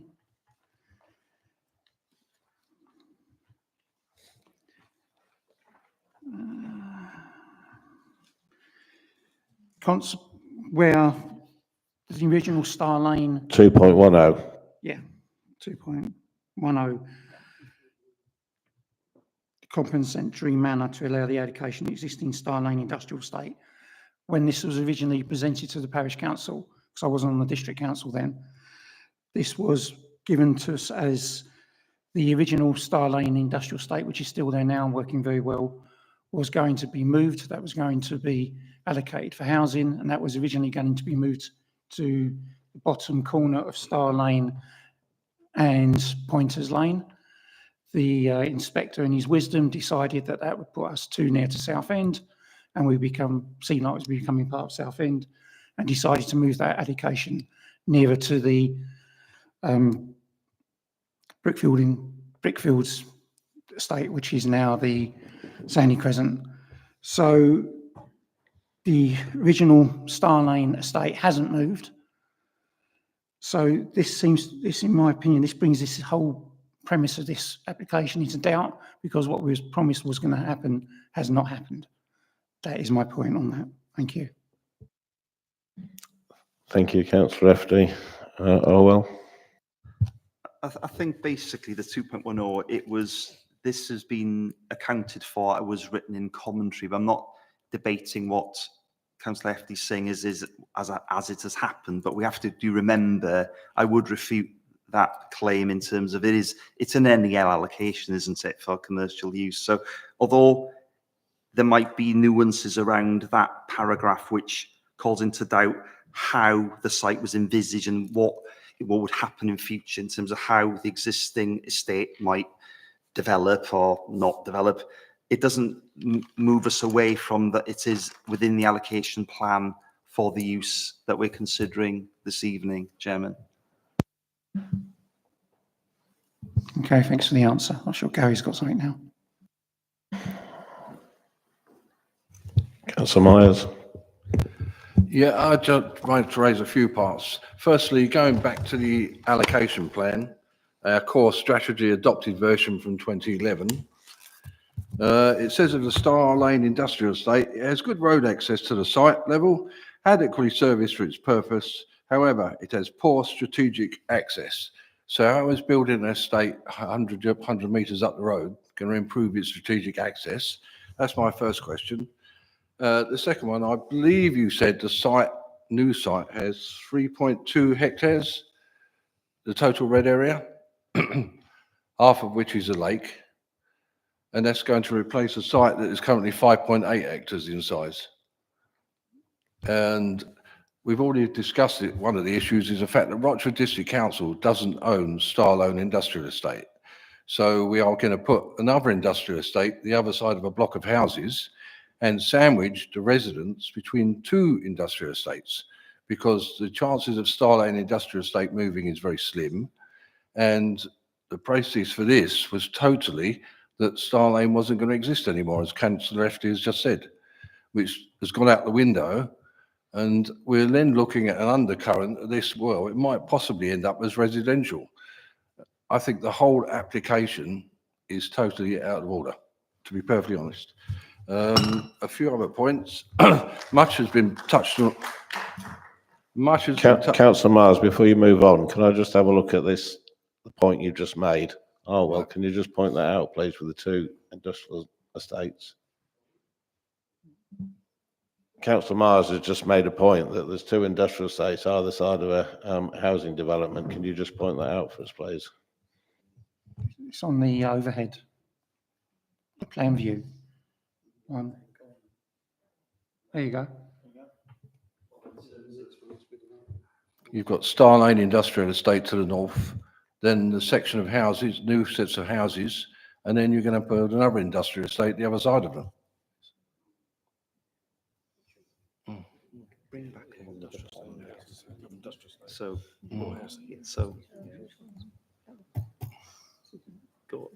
go back to the one. Click twice and then click back. No. Go back to the one that you showed before. Oh, no. Go back to. That's it. That one. That's it. Leave it there. Yeah. So yeah. Chairman. Sorry, Chairman. I mean, can I just clarify one matter? When you said about the lake, so this is obviously this red site area. So this is 3.2 hectares in total here. And then you mentioned, you did rightly mention, if we go to the image where it shows on the site layout where the attenuation basin is going, that's the one. So is it my understanding, Chairman, that Councillor Mayers was saying is that obviously of the 3.2 hectares, and I did say in my presentation, not all of the site in terms of its capacity is going to be providing commercial floor space. There's going to be an area here because obviously a flood risk assessment was submitted with the application. It needs to comply with SUDS regulations. So it's not a fully developed out site. You've got 11,000 plus commercial floor space, haven't you? But within that 3.2 hectares, that's 10.5 acres, give or take, you have got an area for landscaping and surface water attenuation. Councillor Myers. Yeah, I do appreciate that, but the bottom line here is that industrial estate is never going to replace the Star Lane Industrial Estate, which is what the initial intention was. And if we ignore the fact that it's going to replace, it's not now going to replace the Star Lane Industrial Estate, you're now going to put another industrial estate, the other side of the houses, sandwiching a residential area between two industrial estates. Increase and the traffic report might well I'm not quite sure of the ins and outs of the traffic report, but did that cover just the traffic coming out of here, or would it include the traffic that's already on the industrial estate that's already there? Thank you, Councillor Myers. Harwell. So the first response is that despite what was written in commentary supporting the allocations plan, we are where we are at with it. And in terms of the modelling of the traffic, so basically the fundamentals of a transport assessment and a Road 1 safety audit that coincides with that separate assessment is, the baseline is, what are the existing conditions now? So taking into account the existing movements in terms of the existing industrial estate.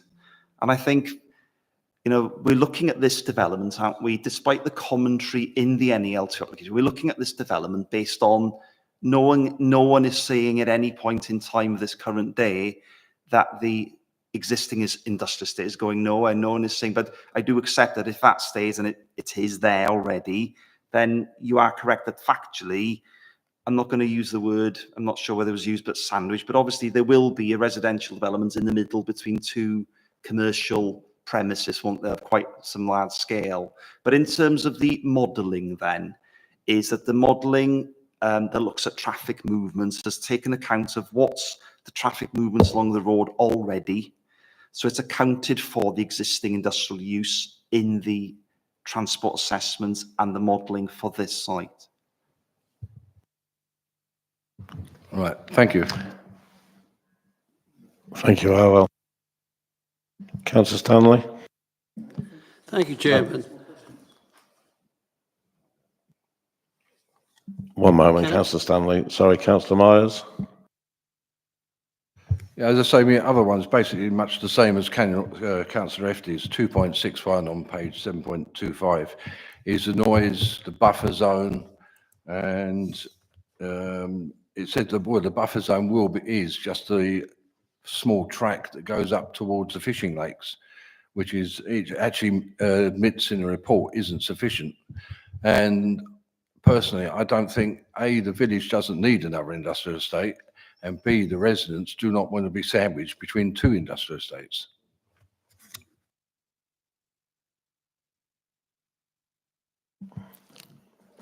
Would you like to come back on that, Harwell? Yeah, the only thing I would say is that as an office, I've acknowledged in a way that the landscaping impacts, so the impacts on residents obviously is something that's been raised by residents. So the validity of that concern is not, it's not for me as an office obviously to sort of take a view on that. But all I can say is that on the landscaping element, there's a, you know, the buffer issue in terms of, was it in terms of noise was your concern and the amenity on that residential development, was it? In terms of, it wasn't to do with the landscaping itself, but more to do with the buffer and the effectiveness of any landscaping screen, was it, to mitigate noise? Was that the point Councillor Myers, that was made, Chairman? Yeah, that was the point, in fact, but also the fact that they got the noise from two industrial estates as opposed to one now, and one is right on their doorstep.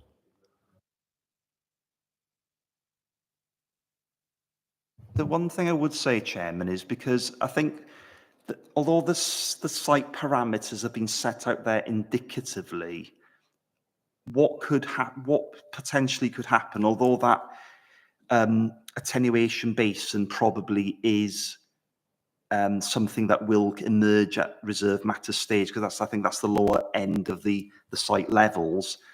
We must remember, for example, that this layout is indicative only. So, for example, if members felt they had a valid concern about something that a reserve matters could mitigate, you know, that it would be up to the applicant to submit a reserve matters showing a layout that actually somehow or other would actually address and seek to mitigate those concerns that members have at this point in time. So they're pre-informed by the concern that you may have and how that layout and landscaping may mitigate that concern. That's the best way I can answer it, Chairman. Oh, thank you. Thanks for that. Councillor Stanley. Thank you, Chairman. First of all, I don't believe that the attenuation tank or basin, as that will go in, it looks to me like a land drain that runs into the ponds, which is adjacent to the development on the residential side. The amount of water coming off of, and we do know that you will need an enormous attenuation pond, absolutely enormous and the only way that that water, when it overflows, will go into a land drain, which then will go into the ponds adjacent to the residential homes. I would like to, well, I think really it should have a pumping station there, which will put it straight into the sewers, which then that would alleviate the problem of more water into those ponds, as they will not be able to cope with that amount of water coming off that site, as they already cope with the water coming off of the already Star Lane industrial estate. The other thing, and I mean, it just seems to me ludicrous to put a pond in that low point there, which I know it is the low point and it will gather all the water, but to put it straight into a land drain, which goes straight into another pond, which won't be coping with it because it's already got an overflow of water coming in. And recently we've had a deluge of water, an absolute deluge in the past 2 or 3 days, which has seen my pond in the back garden overflow considerably. But I'm just saying that. Thank you, Councillor Stanley. Well, do you have a response, please? Yes, Chairman, I would like to respond. Basically, as part of this outline at page 7.28, paragraph 2.76 to 2.79, I've covered the flood risk, suds and drainage, and the flood risk assessment and the drainage strategy was submitted, and that's been subject of consultation with the lead local flood authority. And condition 22 to 27 actually are verbatim, word for word, of what was recommended. So all I'm saying is we've consulted with the experts on the flooding and drainage, and the experts tell us that the developments at outline, given that sort of parameters of scale, would be acceptable, subject to conditions 22 to 27, which would be enforceable. And they're quite detailed conditions involved. And the site is in a flood zone 1. So what we're really looking at here, we're not looking at flooding from rivers, obviously. We're looking at, there'll be a lot of water coming off those roofs, won't then hard surfacing. So in terms of the technicality, Councillor Stanley is correct that, there will be technical details, but that's all actually embedded within the conditions 22 to 27, which covers any harm that may arise. And that's why we've included the conditions in accordance with the expert advice, Chairman. Thank you. Thank you all. Councillor Stanley. Thank you for that, Arwell. But you already know that a development close to this property we're in at the moment had to put in another attenuation pond because of the amount of water that was delivered to the attenuation ponds that were there already. And they did a 45% extra on top of what they've actually put in. So I still do not, and I still recommend that it shouldn't go into a ditch, drain, and then into the surrounding ponds like it will do because of that. Thank you. Thank you, Councillor Stanley. Your points have been noted. Councillor Steptoe. Thank you, Chairman. I've got another point I'm going to pick up on in a second, but I'm just going to pick up on Councillor Stanley said. Where the blue attenuation tank is shown on that drawing there, the land level there is considerably lower than the rest of the land, because when the brickworks were working, where they got their raw materials from was out of that field. And I believe that that lake will actually be lower than the lake that it's going to be pumping into. So I'd want some more clarification on that particular issue going forward. But the reason I wanted to speak again, Chairman, was around the need for the site. We have a big industrial area on the other side of the airport Business Park, which is struggling extremely hard to get applicants to use the industrial area. So I do not believe that the applicant in this case has demonstrated the need for the industrial site. So on that basis, Chairman, I would like to propose that this is rejected on that basis, that there is no demonstrated need for the industrial area. Thank you, Councillor Stanley. Councillor Steptoe. Tom, can you come in on this? Yeah, if it will help members, I just want to remind you that by law, you need to be making a decision under section 38(6) in relation to the development plan, and decisions should be made in accordance with the development plan unless there are material considerations otherwise. And so the debate we had earlier on about paragraph 210 on page 7.16, I just want you to be clear that this site is an allocated site for employment uses under policy ED4, and then further detail was provided through the allocations plan policy NEL2, and again setting out that this is this has been allocated in your plan for employment uses. This is an outline application for employment uses, so you just need to have that in mind, that you'll be making a decision, contrary to that. You need to be very clear in your justification as to what the material considerations are as to why you would go against your own plan on an outline application for employment uses. So I just want to make sure you're clear on that point. Thank you, Tom. Councillor Steptoe, would you like to come back on that? Yes, thank you, Chairman. I take on board everything the officer has said. I was actually on the council when we were dealing with the allocations document, so I am extremely aware of what was said at the time and what was discussed, and I remember the debates very, very, very well. The whole idea of putting the industrial area where it is was governed by the inspector at the time. He moved it from where we originally wanted it to go, which was further along Star Lane, close to the south end, and that it was to compensate for the loss of the industrial area that currently existing. So I stand by what I say, is that I do not feel that there is a demonstrated need for the additional industrial need within that area, even though it's on the allocations, unless the existing industrial area was to be taken away. Thank you, Councillor Steptoe. Orwell.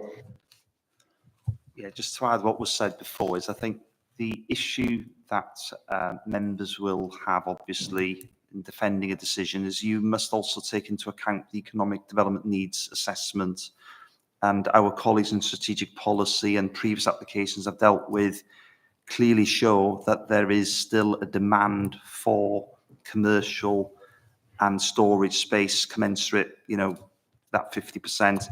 There's still a strong demand for that commercial space within the district, and it's actually quite key to starter units. The EDNA specifically sets out the need for starter units, grow on space.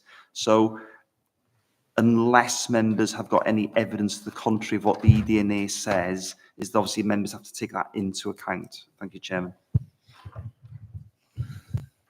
Chairman, if I could come back on that point.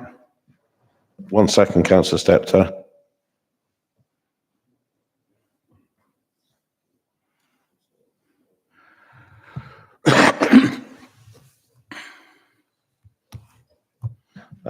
Yes, Councillor Steptoe. Really, the point I was going to pick up on, I can't believe that there's demonstrated need because the large industrial area that is in the airport, which is much closer to much better infrastructure and access around the airport, they're having difficulty in filling that in and struggling to allocate that site.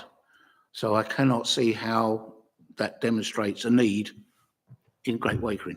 There Thank you, doesn't seem Councillor to be a need Steptoe. in One the- second, please.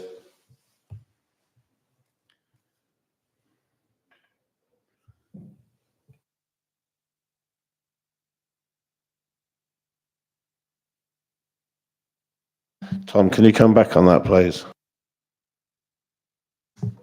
Well, I'm not sure I can really add an awful lot more. I mean, I'd probably look to Arwell or others on that point. But you know, ultimately, it is your decision, and you know, it's an allocated site for employment uses.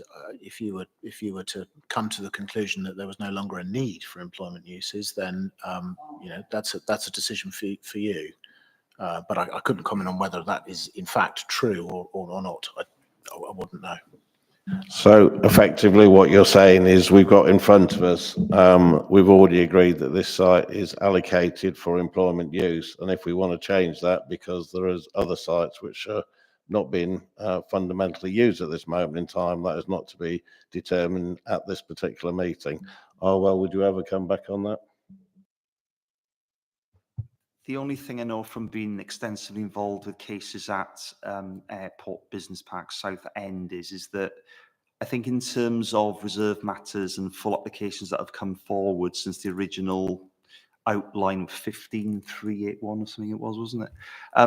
That I think in terms of approvals at least, the site is pretty much fully allocated in terms of the approvals, the permissions are in place, but obviously there might be some parcels that haven't been developed yet. But I'd have to just come back to the eDNA itself, and from having hours of discussion over a period of a few years with my colleagues in strategic policy, there is a particularly strong demand for commercial space within the district.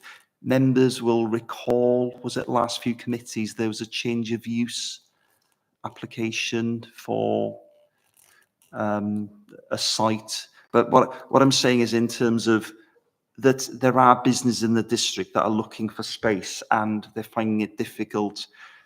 Do you remember I dealt with a case in that farm opposite where you live, Mike? I can't remember what's it called. Little Hall Farm. Do you remember that case for knocking down the chicken sheds and putting 3 commercial developments in the green belt? If you remember, members, is the justification for that development was there was a green belt harm because the buildings were bigger, but the need for the commercial need and the business need, the economic need for those startup units was so great, it outweighed the green belt harm, if you remember. And that need hasn't changed in the district. It's still the same. That's what the evidence is telling us as officers, at least, Chairman. Thank you, Earl. Before Councillor Eaves, can Mike Stranks come in, please? Just hopefully, Chairman, if it helps members, I think the first thing is commercial development is never as fast as residential. I mean, with housing, you can't build it quick enough. You can sell it off plan and things like this. Commercial gets wrapped up with pension funds and things like this. It's just definitely a lot slower to happen. Okay. The other thing, if members are going with refusal, the applicant doesn't have to demonstrate the need. You've given him an allocated site. You've said, we'll take this out of the green belt and we'll make it for industrial purposes. And all he has to do is come forward, as he's done, with an outline application. Your defence of the refusal would have to be why your plan is no longer sound. Okay? So you've got to go up against your own evidence base, your Ednas and etc., to say, look, and you've got some evidence being talked about the airport business park, etc. I think what Arwell is saying, there is plans approved but not yet built in there.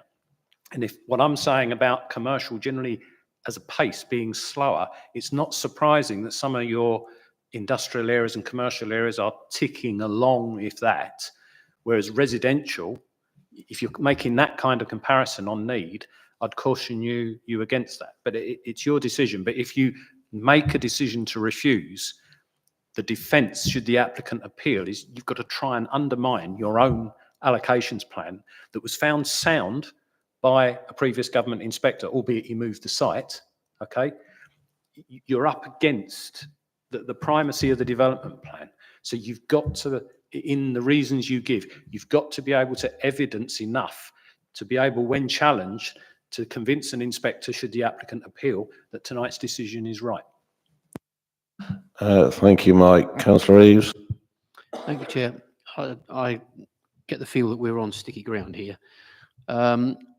One of the things that in planning policy that we've identified is that there is a lack of small nursery units.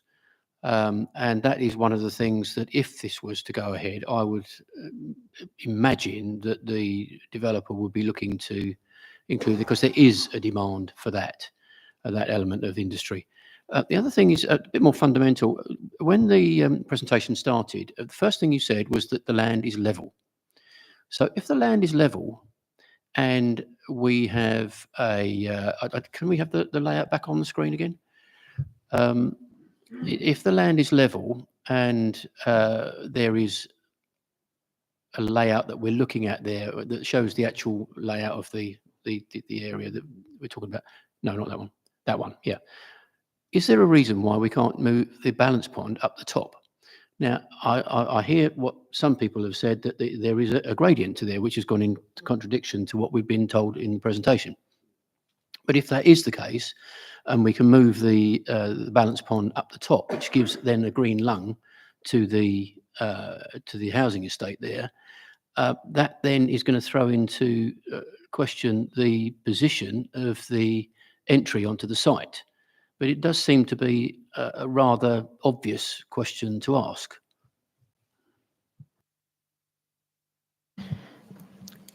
Thank you, Councillor Arwell.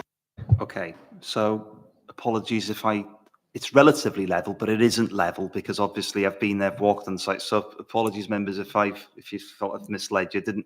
It's relatively level compared to where I come from, the hills of Wales, for example.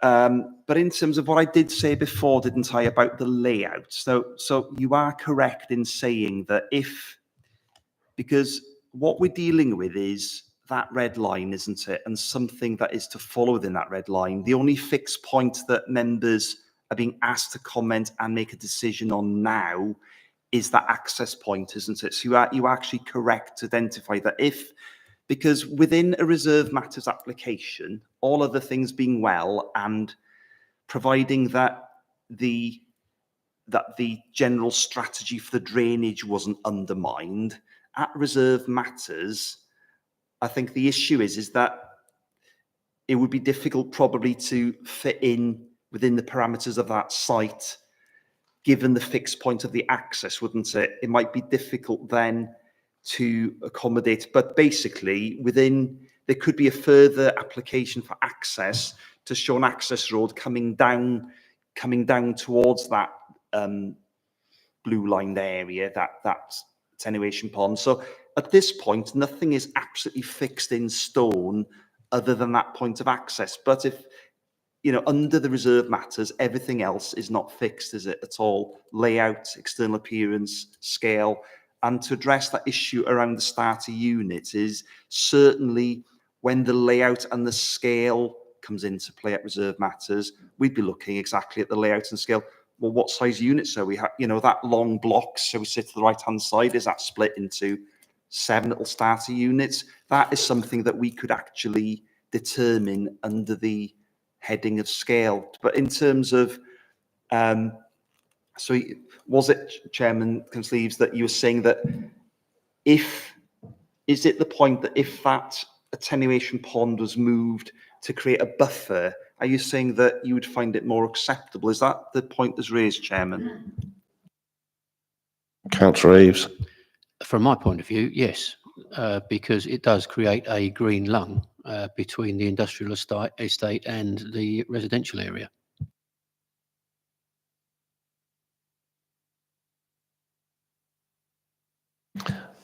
Oh, well.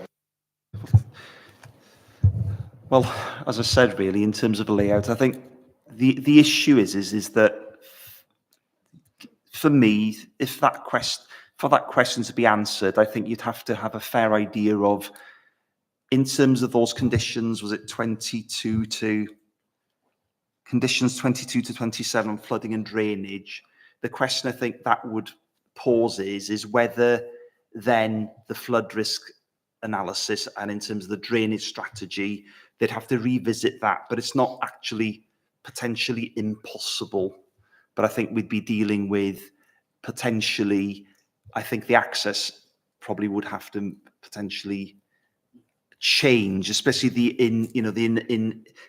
maybe the point of access onto the highway would work, but the actual inner road within the site would have to change. So I think you would be looking at a further reserve matters with the access thrown back in. So there'd be five subject matters for the reserve matters again, if you like. So you'd be approving in principle the parameters there, but you'd be saying yes to that access as it stands there. That's the decision you have to make this evening.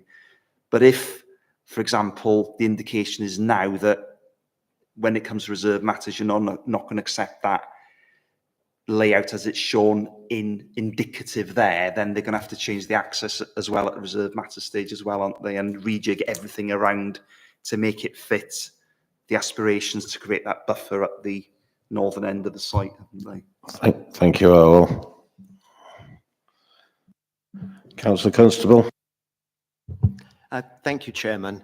I'd just like to remind members, it was spoken earlier, this was an industrial area allocated in 2014.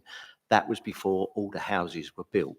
Now, I'm concerned that it's possibly that site would be more beneficial to the developer as a housing site financially. Now, if we turn this down tonight, we're giving the developer the opportunity to come back and say, well, the development committee is not happy with this situation, therefore I would like to put it in as housing. So we could be falling straight into a trap here if we turn this down. We're only looking at the moment the access road. So I think we should be focused on that. But, you know, we don't want to really give the developer an opportunity, a cheap opportunity of changing the use of the property from commercial to residential. I just want members to be aware of that fact. Thank you. Thank you, Councillor Constable. Yes, I think we are, so as we don't go off what we're actually trying to debate and decide tonight. There is lots of possibilities. Councillor Stanley. Thank you, Chairman. Can I just ask the question of Will? Can the site be turned at 90 degrees, still with the entrance as it is, but turned at 90 degrees, and thereby you would have a buffer zone between the residents and the estate, and then put the attenuation tank to the right of where that big building is going to be? Because I feel Mr. Chairman, I don't really want to interrupt, but we're not actually speaking about the layout. We're talking about Thank you, Councillor Constable. I was going to let it ride for a few more seconds, and then sorry, Councillor Stanley, I was going to let it ride for a few more seconds, and then I was actually going to bring it. I was actually going to bring it to a close. All right. All I was asking, Chairman, whether or not the integral part, apart from the entrance, the integral part of that piece of land can be altered to suit not only the residents, but to suit us as a developing council. Thank you, Councillor Stanley. That'll be taken into consideration. Councillor Myers. Yeah, just one quick thing, really. All this, yes, it is employment land, as in it put into our allocations plan back in 2011, but that was all based on a false premise. The whole thing from ground upwards was that Star Lane Industrial Estate wouldn't exist. This was going to take it over. There would be a complete housing estate from this estate right the way up to the roundabout at the High Street. And none of that is going to happen because the Star Lane Industrial Estate is still going to be there. So therefore, the second premise that this is going to take the place isn't going to happen. So the whole thing is built on a box of cards, which just falls right from the first bit. Thank you, Councillor Mowers. What I believe that we should actually take into consideration, and I thank you, Councillor Steptoe, Councillor Myers, Councillor FD, for your input, because obviously being ward councillors, you obviously had a in-depth knowledge of the area and the situation. But I feel that we must take Mike Strang's and Tom's input tonight very carefully into our consideration. Obviously, we've listened, we've debated, and we've heard situations where possibly we're straying away from what we're actually looking to debate on. I'll let Councillor Steptoe come back. Thank you, Chairman. I have put a proposition on the table for which I do need a seconder, so I'll throw that open for that in a second. But the basis of my proposition is that the allocation of this particular site was in compensation for the loss of Star Lane, and I don't believe by adding to the industrial area in here is within the spirit of the original allocation. So therefore, I don't believe there is a demonstrated need for an additional site at this location at this time. So that's my proposal, Chairman. It's a refuse.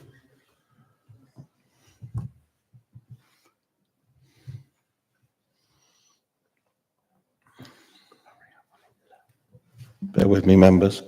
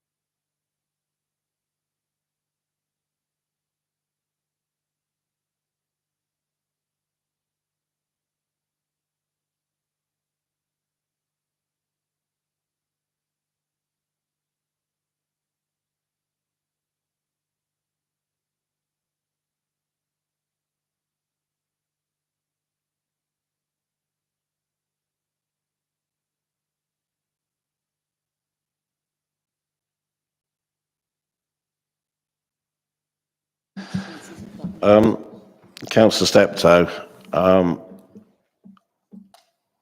what we're considering and possibly voted on is actually looking at a deferment so that the officers can actually take away everything that has been said tonight, and rather than going for a refusal, the implications and what a refusal will actually impact will have.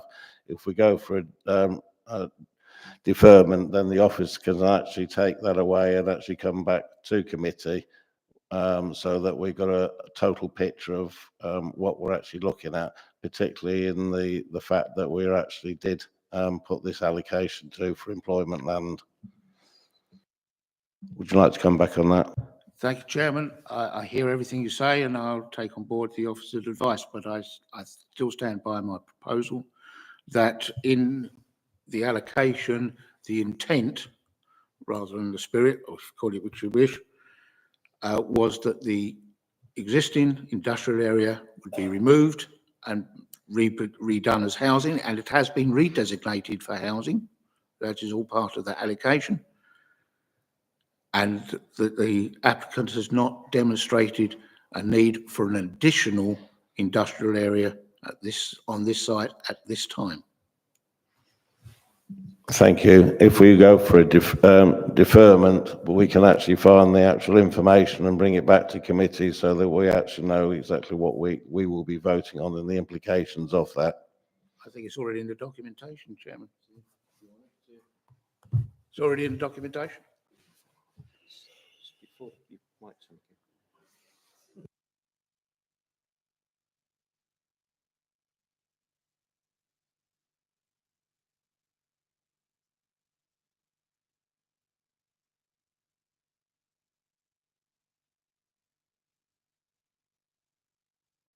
Excuse me, Mr. Chairman, are you going to ask for a seconder so we can move on this? I'm actually taking advice at the moment. Thank you, Councillor FD. Thank you through Chair. So just to go back to what officers were saying earlier, that if you're moving on that or putting that motion forward as a reason for refusal, back to page 7.18 and paragraph 2.20, officers have already looked at the evidence of the need. I think that's been referred to as the EDNA. So in terms of a reason for refusal, if the applicant were to then appeal that reason for refusal, you as a committee would need to provide the evidence rather than anecdotal evidence. You'd need to provide hard evidence that that is not required, along with the fact that it's an allocated site, so it's already been found sound, regardless of the fact that the Star Lane industrial estate has not yet come forward for residential. This particular site in isolation has been allocated for employment land, and the evidence even up to date now coming forward from 2014 to 2023 still says that that employment land is required. So a reason for refusal saying that's no longer required needs to be evidenced. Officers are saying we can't evidence that. The evidence we've undertaken says that it is required and that it is viable. So a committee decision against that would need to provide evidence at any future appeal. So my suggestion through Chair is that if the committee is still not convinced by that evidence that's set out in the report, we defer the item, go away until the next committee and come back with a short report to you, focusing in on those economic development needs in this particular site, and a commentary on perhaps why that Star Lane industrial estate hasn't come forward yet for residential. Well, that's outside our control, and that's not within the powers of the committee to be able to crystal ball, if you like. Thank you, Caroline. Councillor Steptoe and Councillor FD, I was seeking advice on that one, so we do make the right decisions with the facts in front of us. So, Councillor Steptoe. Yeah, I hear everything that the officer has just said and understand. But the word that keeps getting left out of everything that's said, that is, this was designed as compensation for the loss of the industrial area in Star Lane. I can't get away from that point. Okay, as I said, we have got an option of deferment, so we can actually find out the all the facts on these points, and then we can bring it back to committee. Councillor Steptoe. Thank you, Chairman. I stand by my proposition. Do we have a seconder? Councillor Myers.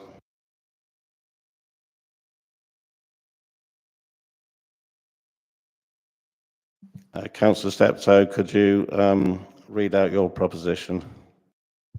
Okay, I'll try and get the wording right, and I'm sure the officer will guide me if I get this slightly wrong. The original intent of the allocations document, core strategy, call it what you wish, was for this site to act as compensation for the loss of the existing Star Lane industrial area. And I do not believe that the applicant has demonstrated sufficient proof that the addition of an industrial area is required in this area. That covers roughly what I said, yeah. Thank you, Councillor Steptoe.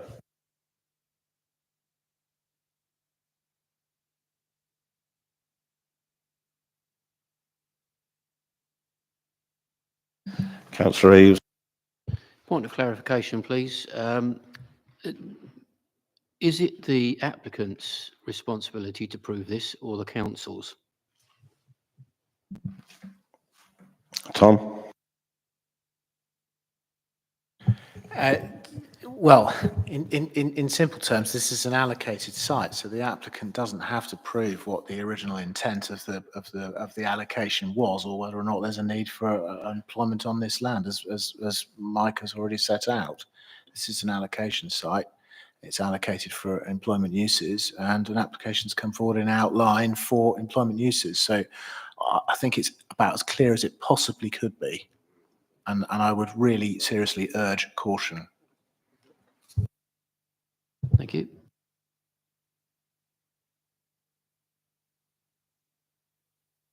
We have a proposal and a seconded. If we go for the vote on that proposal, those in favour, show of hands, please. Those against?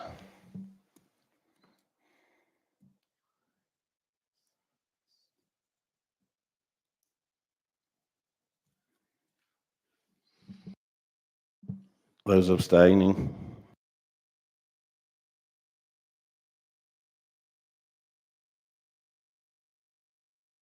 That proposal has failed.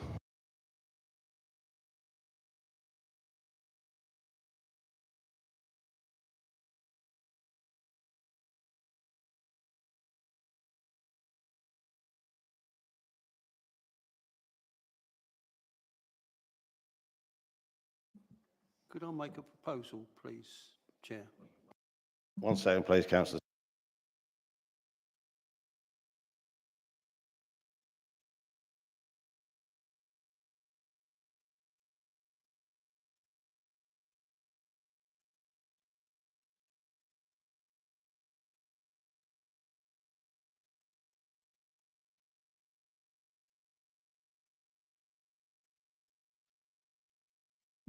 Councillor Eaves.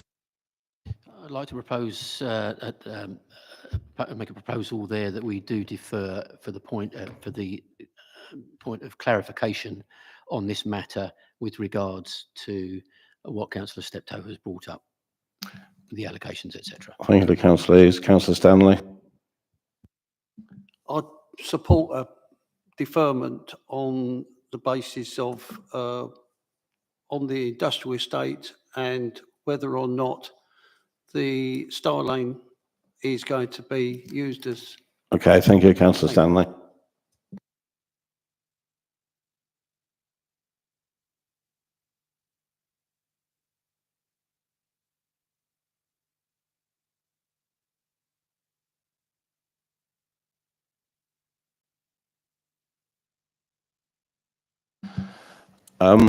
We have a proposal for a deferment. Councillor Eaves, do I have a seconder?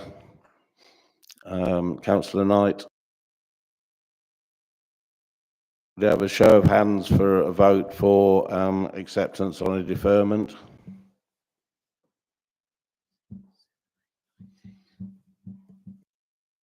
Those against? Those abstaining?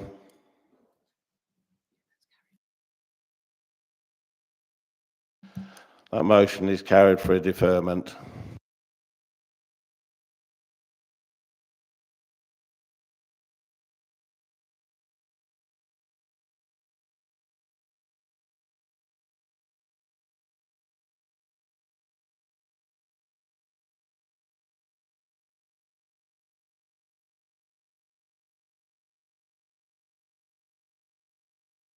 Chairman, any chance of a comfort break? That will be deferred until next time, where we'll have a policy officer to come back so that we've got the facts on the table. Yes, Councillor FD. Chance of a comfort break? Mr. Chairman, before we talk about a comfort break, we've now been at this for 3 hours. I would propose that this meeting now ends and the matters on the outstanding matters are deferred to the next Can I committee remind you meeting. that we did actually vote on this and did actually vote that we would complete the. We we did, Mr. Chairman. I The- would like the to la- now it's the propose- last- I would like to propose. It's the that this the last meeting- one will only take about 10 minutes, so I'm not prepared to stay any longer, Mr. Chairman. I would like to vote that this. you and I can, propose- you may leave the meeting, councillor Constable, if you so desire. So you're saying I can't propose and put another proposal before the committee that this meeting is ended? You can propose it. I do recommend that it is only in, the next one is only 10 minutes, so rather than going away and bringing it back. Well, I'm sorry, I'd like to propose it. If we have a seconder, then I'd like to. Do put we it have to a seconder? vote. Can we put it to the vote then? We have a proposal that we end the meeting now. We have a seconder of councillor Steptoe. As I said, the next one should only take 10 minutes. Can we have a show of hands? Those for?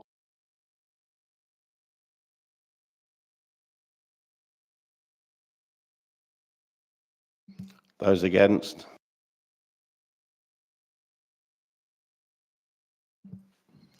Those abstaining?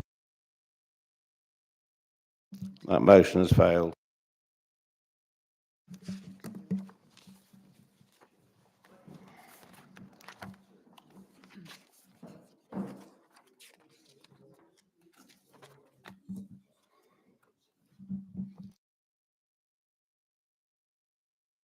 I'll now take item 8, 2400621 OBL, land east of Ashington Road and north of Rochford Garden Way, Rochford. Mike Stranks. Thank you, Chair. This application isn't the typical application that you see where we're considering development. This is a single issue. Members might be familiar with the Ashington Road Bloor site that granted permission for 500 or so houses. If we can jump to the second plan, please, Claire. There was a highway improvement plan. The junction is in, and the legal agreement to the site requires the developer to pay £50,000 for the enhancement of landscaping to the frontage, and the agreement says the junior school. Now, the sharp-eyed amongst you will see that the actual works contain frontages, or affect, if you like, the frontages to the infant school, which somehow, some way has got excluded from the agreement. Now, this report we bring before you is we don't have the delegation to do this, is to seek members' agreement that we go back to Bloor and the remaining signatories and ask them for scope to amend that agreement to include the full frontage of the infant school so that both schools can be enhanced. And if members can agree that, obviously it's for your debate, but hence why we rather said there's just this one single matter.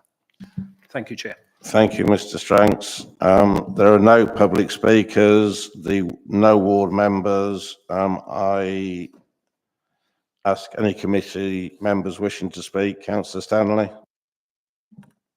Thank you, Chairman. I think this is a rightful way of going about the development to the nursery school. I think it will enhance the school's frontage considerably. Thank you, Councillor Stanley. Thank you. I'll proceed. Sorry, Chair, just for the purpose of the minutes, it's not the nursery school, it's the infant school. There's two schools there. Junior is in the agreement. We're asking for the Junior inclusion of infant. The last thing I need is for the minutes to possibly say nursery, and then we're back again. Sorry. I'll proceed to I will proceed to ask Councillor Steptoe. Thank you, Chairman. To speed things along, can I propose that we accept the recommendation of the officer?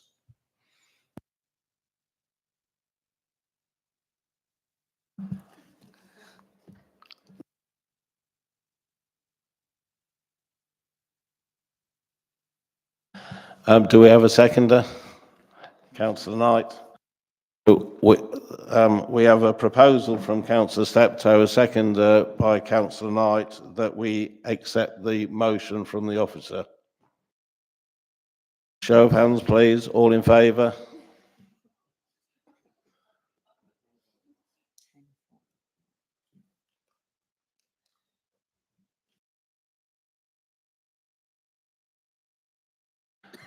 That is unanimous. Thank you, Councillor Steptoe. That now concludes the events of the evening. We close the meeting at 10:30.